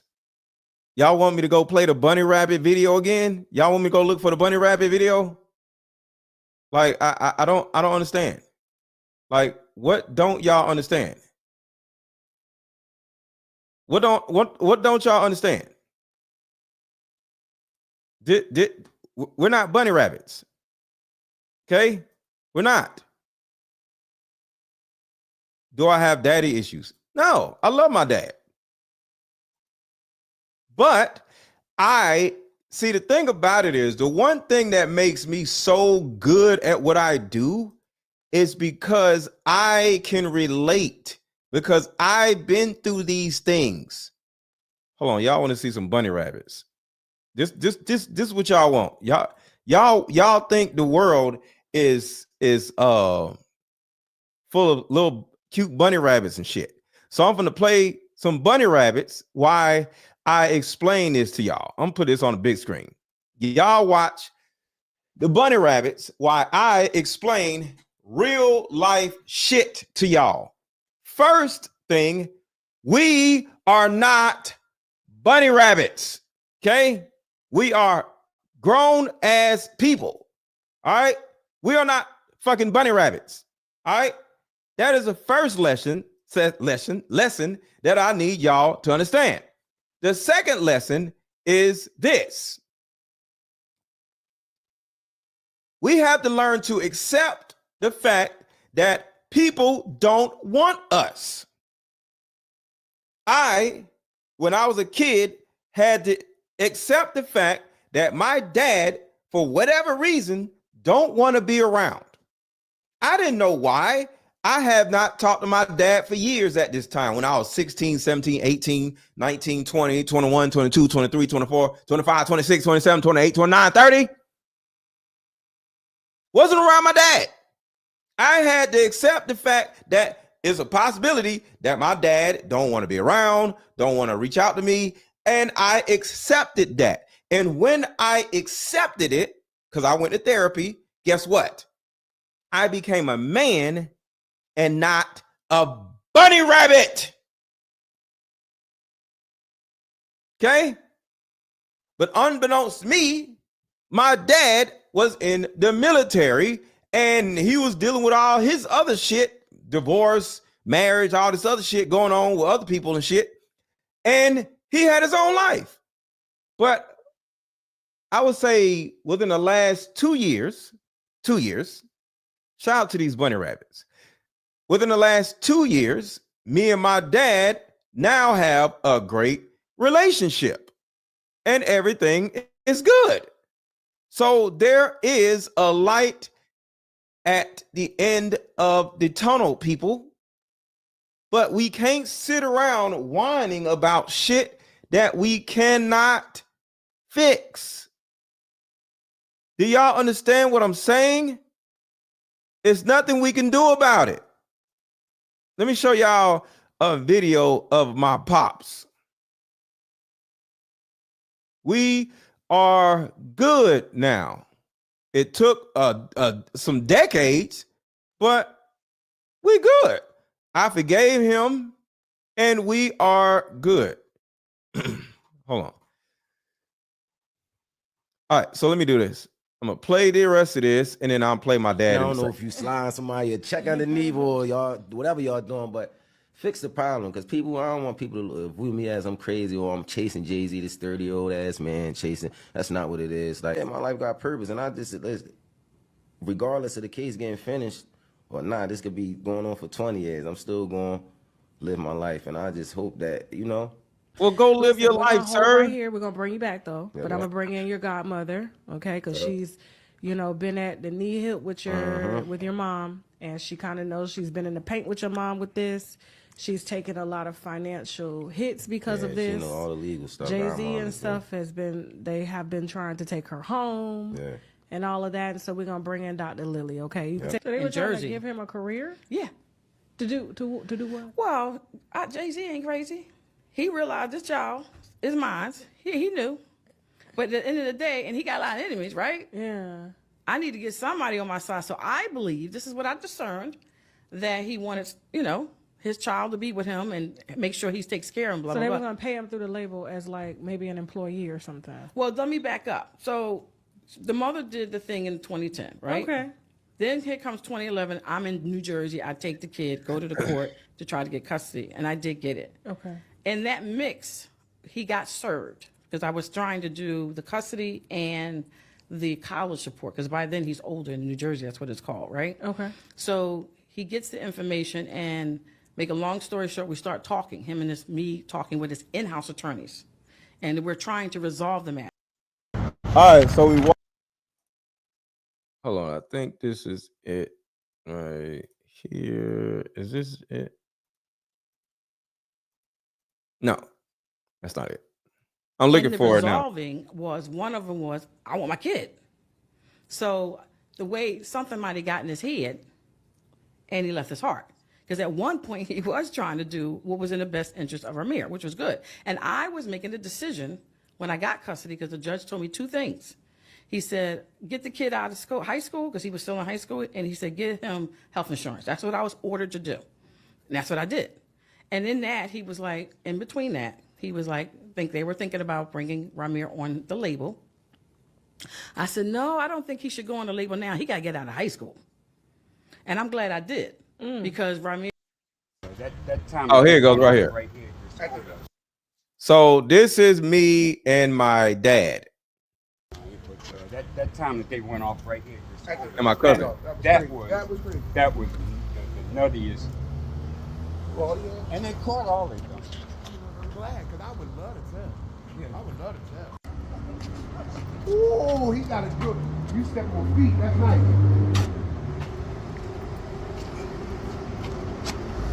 He stepped on his foot. So that's me and my dad, and everything is great. You know what I'm saying? But I had to deal with the majority of my life without him. We got to keep going. You know what I'm saying? And for those of y'all who just like, you just telling him to get over it. Actually, no, I'm not. I'm just saying, chill out until he can figure out all this lawsuit stuff.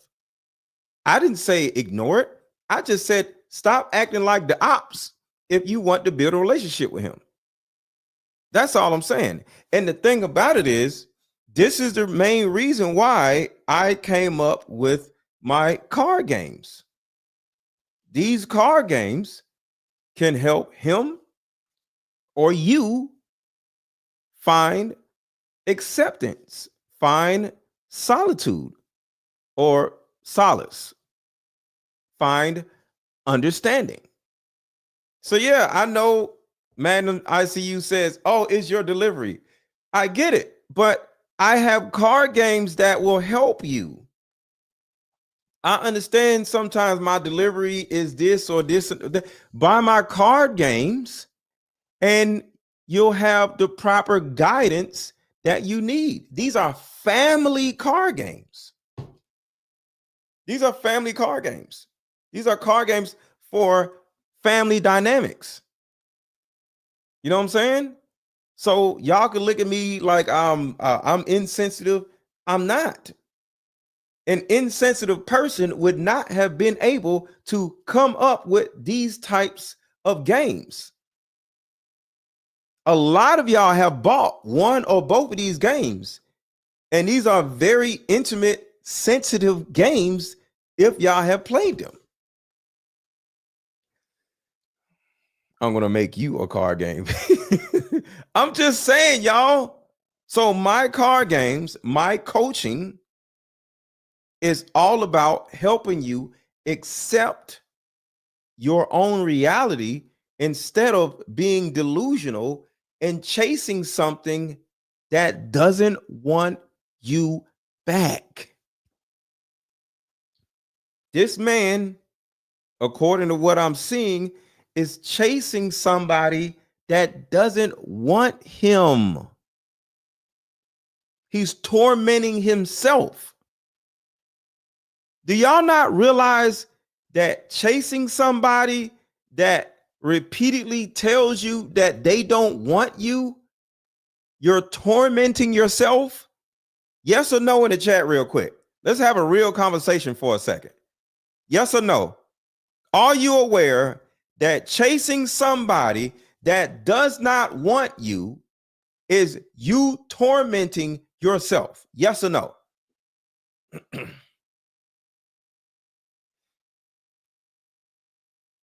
That's a fact. That's all I'm saying, y'all. Yes. That's all I'm saying. He's not chasing him. Okay, what is he doing then? If he's not chasing him, Love Jones? What is he doing if he's not chasing him? I don't want to watch the full. I may watch the full interview. I may watch it. But what is he doing if he's not chasing him? But he still needs to pretend. No, he don't. He needs to go get some damn therapy.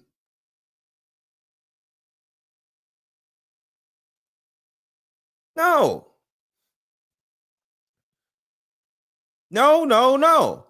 I quit. You win, Mr. Let Go. You are not getting it. Still, my fingers hurt from typing.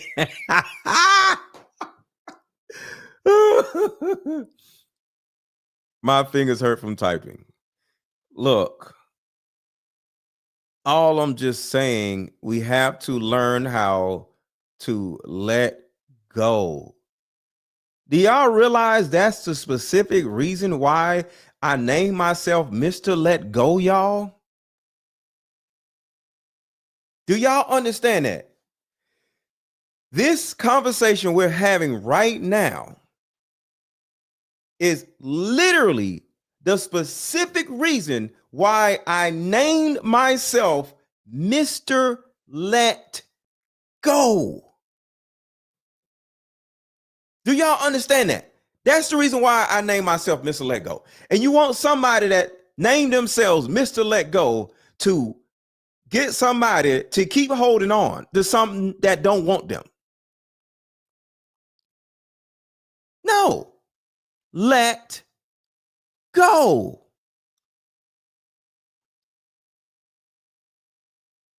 Let go. Let go. That's it. I let my dad go and he came back.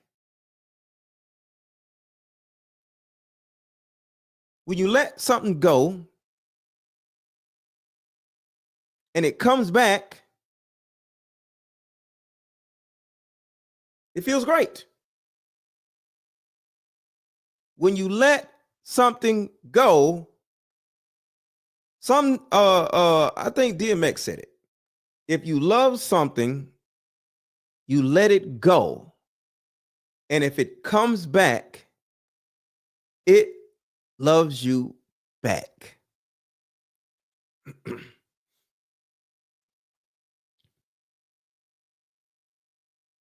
Does that make sense?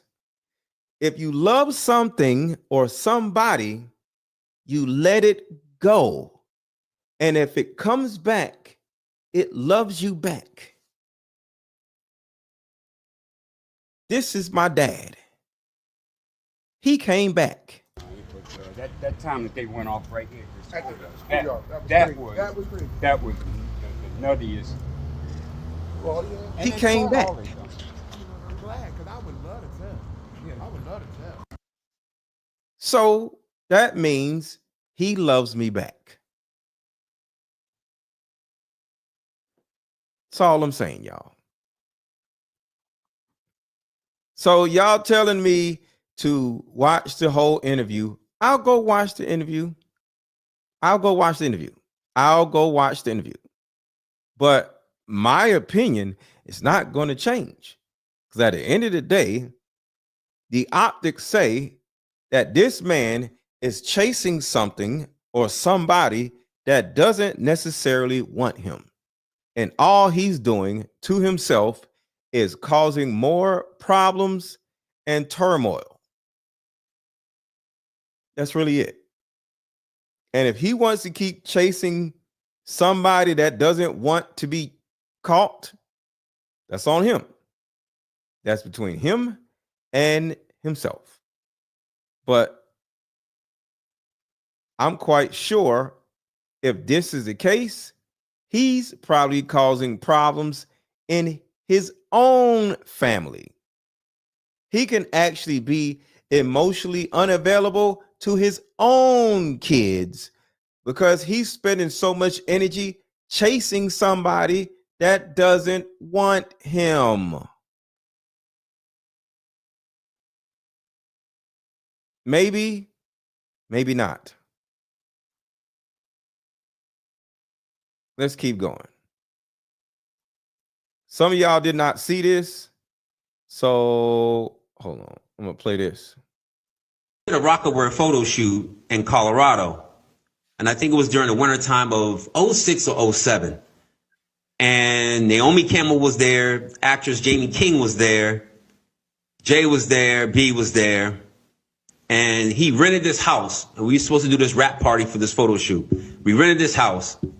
And we were watching LeBron play. And after the game, it had to have been like 10 or 11 o'clock. So we getting ready to party. Mind you, it's all adults. There was a 13-year-old or a 14-year-old teenage Latin girl that was there. And I think she had to leave because she had school and she had to do homework. But she brought her mother with her. So it was no funny business going on, which I could respect that. So when 11 o'clock hit, we turned on the music. We started drinking. And then out of nowhere came these young children. I don't know where they came from. For a rap party at 11 o'clock at night, drinking loud music and us dancing wild.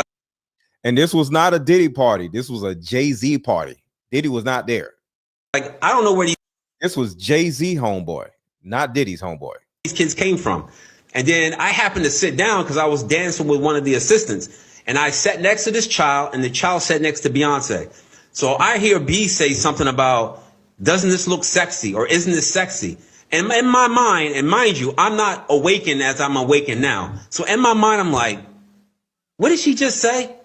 And then I didn't pay no attention to it. And then, you know, obviously the liquor took hold of me and I had to leave. So I said bye to everybody and left. But those kids remained. I don't know if those kids were from the photo shoot themselves. But the fact that these kids came around adults during drinking hours or partying hours was already alarming to me. So when I hear something like this happens, I can't really discount it and say, oh, he could never do this, because I'm hearing stories. I'm seeing it with my own eyes, and I've been in situations where something don't sound or look right, and it's usually involving children.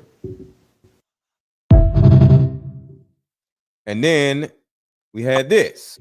To your lawsuit. So listen to this. And this is a trigger warning to let y'all know there's a trigger warning. This is crazy. This was a security guard for Diddy. According to your lawsuit, you were hired by a security firm to work security at one of the infamous white parties that was thrown by Sean Combs in the Hamptons. What was that experience like? At first, he was incredibly friendly, very gracious. So you had a friendly chat, and then, according to your lawsuit, at some point later in the night, Sean Combs himself offered you a drink. This didn't come from staff or someone holding a tray of drinks. It came from him directly. Correct. The first drink started to have some effect on me, and I just thought, wow, these are really strong drinks.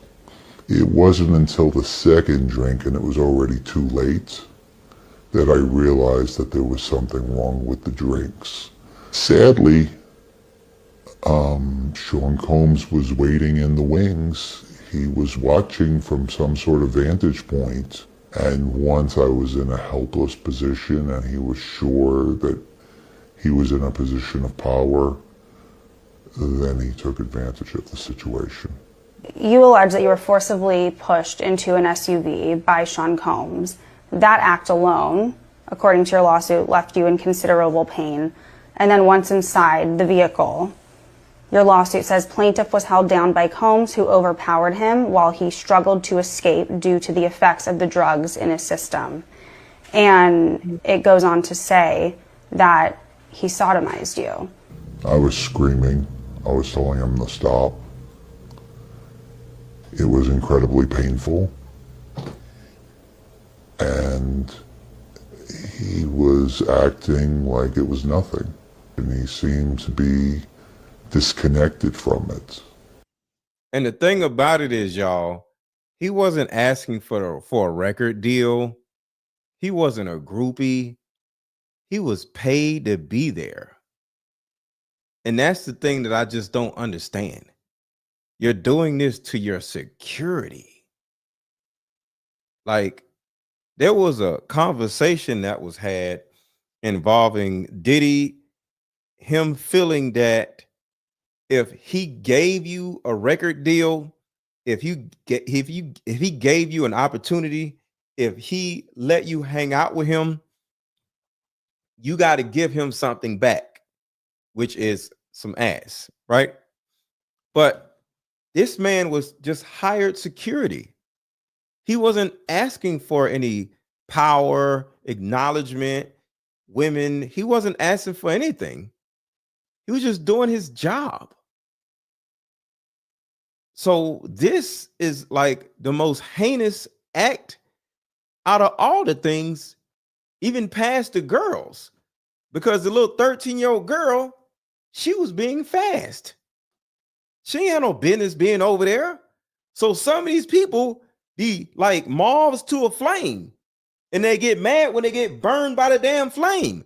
But this man, he was just security. He wasn't even trying to get close to the flame. He was just doing his job. All these other people want to be rappers, want to be singers. They want some women. They want some attention. They groupies. But this man, he was just doing his job. I just don't understand. But it was abusive beyond belief. Then this age was Foxy Brown's sign. I don't fucking know. I wasn't paying attention to Foxy Brown. Yeah, but that's. I didn't sign Foxy Brown. I know Stop you. putting I'm me just in that. asking a You keep asking question. Wait, who is Miss New Booty? What's going on? Somebody named Miss New Booty? Wait. Why is somebody named Miss New Booty? What's happening? You found Miss New Booty. What is Miss New Booty doing? That's not funny. What'd I say? I'm not laughing. What am I laughing about? What are you talking about? Look, I'm on the block. I'm responsible for everybody. You the boss. I was just asking a question. I don't know. My name is Cousin Bennett, and I ain't in it. Oh, nah, you ain't in it. I don't know what you're talking about. I'm just saying. I promise you. I thought Foxy was like 16. That's all I'm saying. Did I sign her? It sounds like you. All I'm saying is in this industry when we. Oh, okay. You talking about the song? Okay. Gotcha. Got to keep it. It seems like you got a question for Jay. Ask him. So when you say that Foxy was 16 when she got signed, why did you say that just now? Just curious. When I first was introduced to who Foxy was, I thought there was something between Foxy and Jay. Oh, yeah, Jay. But that's the question. God damn it. Gotta get away from the song. Lawsuit is by Jane. Wrong video. What is this? Wrong video. Where's the damn video? Oh, okay. I think where is it? Oh, here it is. To your loss. Oh, that's not in the video. Hold on, y'all. I'm looking for the damn video I was looking at. Oh, here it is. And blowing me.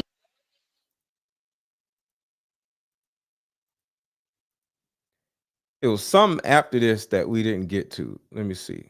Case with that 13-year-old, will he take on Ramir's case, which I think that he should. I do. I think that Jay-Z obfuscated being able to financially support a child that he birthed for almost 25 years. And I know a lot of people are going to argue, well, he's an adult now, so it doesn't matter. Yes, it does matter. Yes, it does, because it's called due justice. He has the right to be taken care of by the people who brought him into this world. And so you can't just be like, well, he's an adult now, it's all up to him. No, that's not right, because that is your child that you birth. The NFL has finally addressed Jay-Z's essay lawsuit involving a 13-year-old girl in a recent press conference. And Jay-Z's really strong response to that.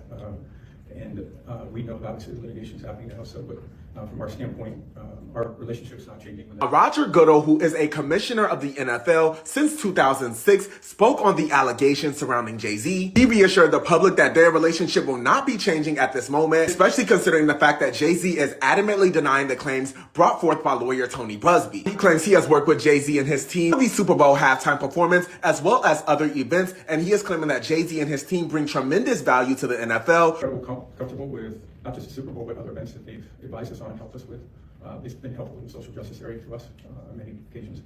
They've been great partners that have provided a lot of value for us. So they will not be cutting ties as of yet. Now that definitely makes sense. I don't see them wanting to jump the gun, especially if this lawsuit turns out to be a sham. A lot of people are going to compare this to the business dealings of people like Diddy or maybe even Colin Kaepernick, where huge corporations were quick to cut ties with stars and other celebrities. The NFL is well aware of the allegations brought forth by Tony Busby and his client, and they are sticking beside Jay-Z until they have a reason not to. Neighbors, I'm curious to know what you guys think regarding this.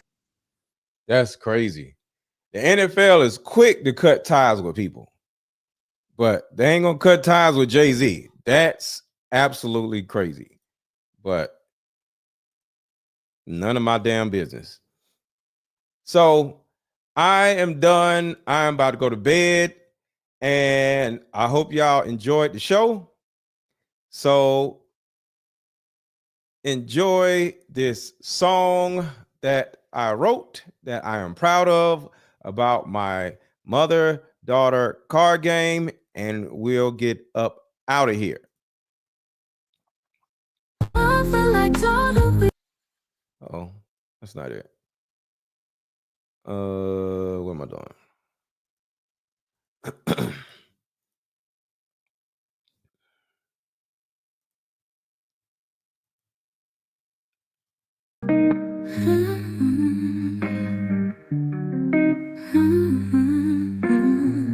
Mama, sit down, let's play this game. In these cards we heal our pain.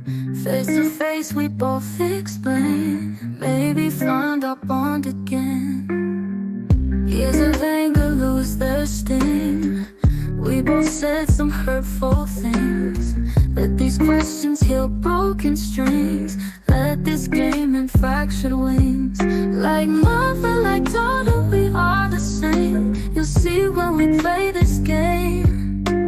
My inner child just wants to be seen. I forgive you, do you forgive me?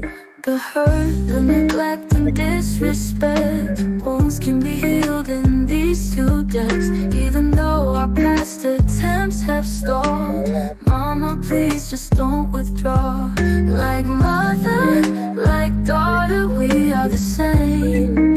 You'll see when we play this game. My inner child just wants to be seen. I forgive you, do you forgive me?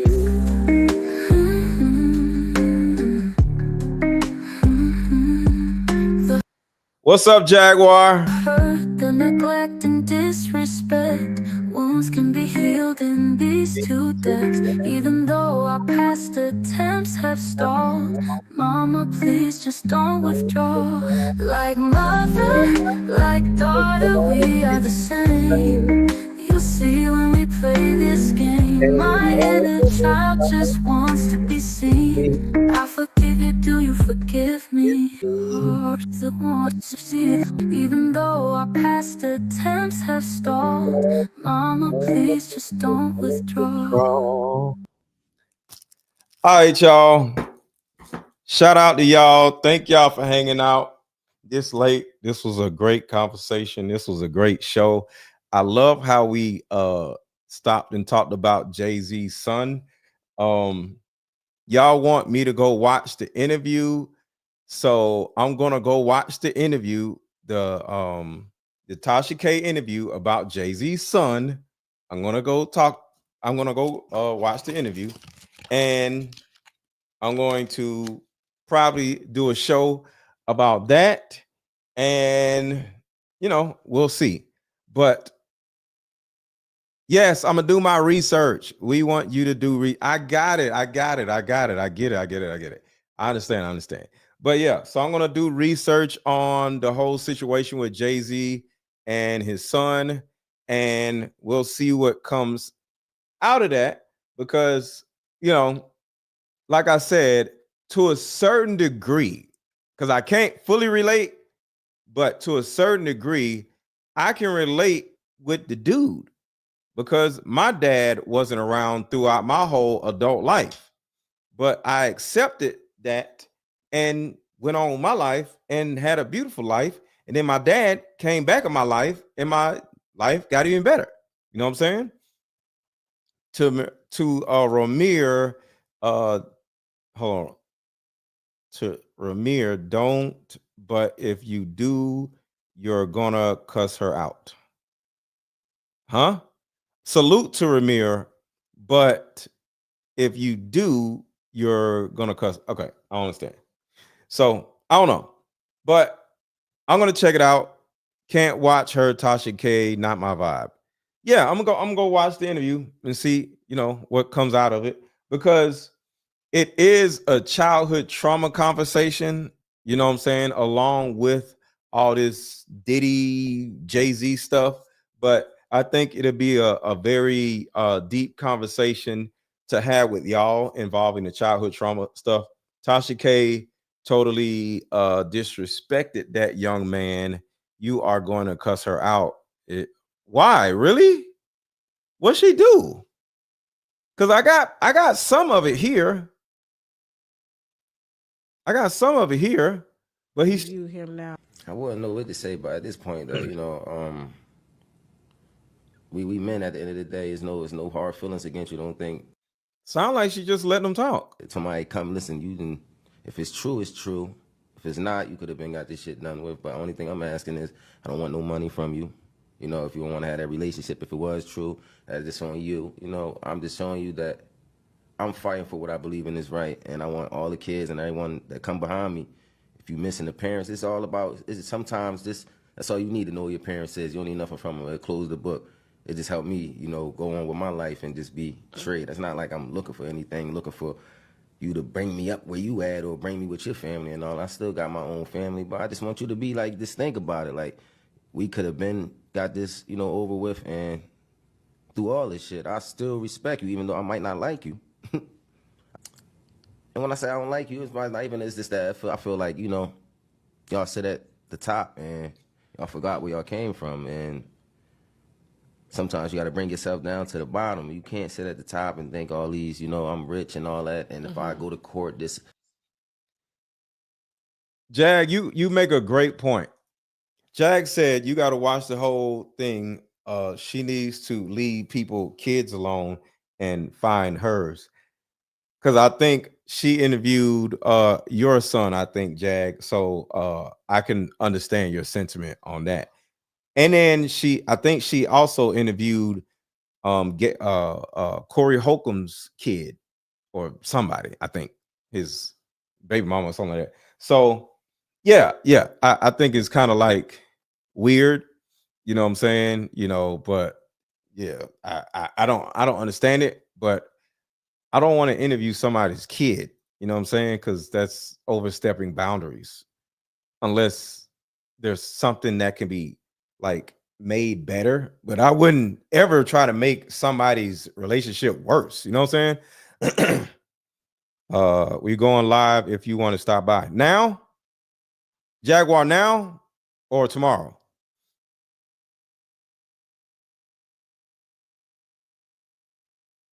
Jaguar, you saying you're going live now, or are you talking about going live tomorrow? Waiting for Jaguar in 5 minutes. Okay. Look, everybody watching, let's go over to Tasha. I mean, let's not Tasha. Let's go to Jaguar's live. She's going live in 5 minutes. So go to the Jaguar Right Effect right now, and everybody, let's go over there and we'll go check her out. I'll stay up for about 30 more minutes. So we all are going over to the Jaguar Right Effect in 5 minutes, y'all. All right. So before y'all leave, check these commercials out and buy my card games. And then after that, go over to the Jaguar Effect. Let's get it. While we meet up at a coffee shop and play this fun dating card game. We'll have fun and see if we're compatible all at the same time. Ooh, what's the name of the game? It's called Deeper Discussions. I'm down. Okay, meet you at 6. Fellas, buy this card game. Ladies, buy this card game. Buy about 2 or 3 card games. The main reason why people can't stay together isn't because they don't like each other no more. It's actually because their present family issues come up or their past family issues come up. But when you play Deeper Discussions, you'll be able to understand a person's family issues up front. This game can be played with either 2 people or an entire group. So have fun. Question number 1. Name a time when money was the main factor why a relationship went bad. Deeper Discussions Dating Edition. Again, these cards are good for vetting a potential boyfriend, a potential girlfriend, a potential husband, a potential wife. The texture of these cards are so soft and silky, by the way. Like they ain't gonna get really wore out. Durable. A dating card game for introverts who have a hard time asking the much needed compatibility questions. Deeper Discussions, the card game. Up with a solution that will help every woman watching, regardless of age, regardless of background. See, in my 7 years of coaching women, the number one thing that I hear in my coaching sessions is her issue or tumultuous relationship with her mother. So what I've done is come out with a card game that will actually help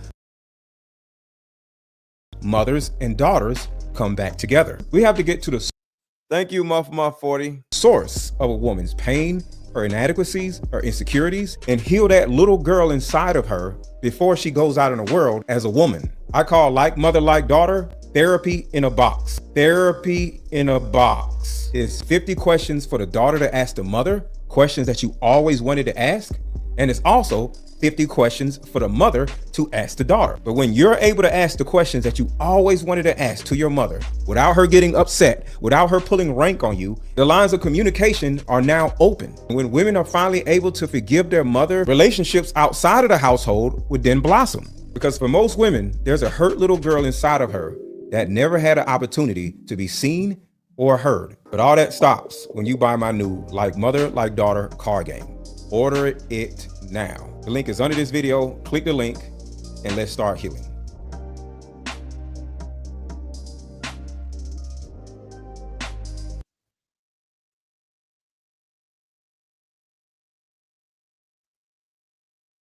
All right, let's go to Jag's spot.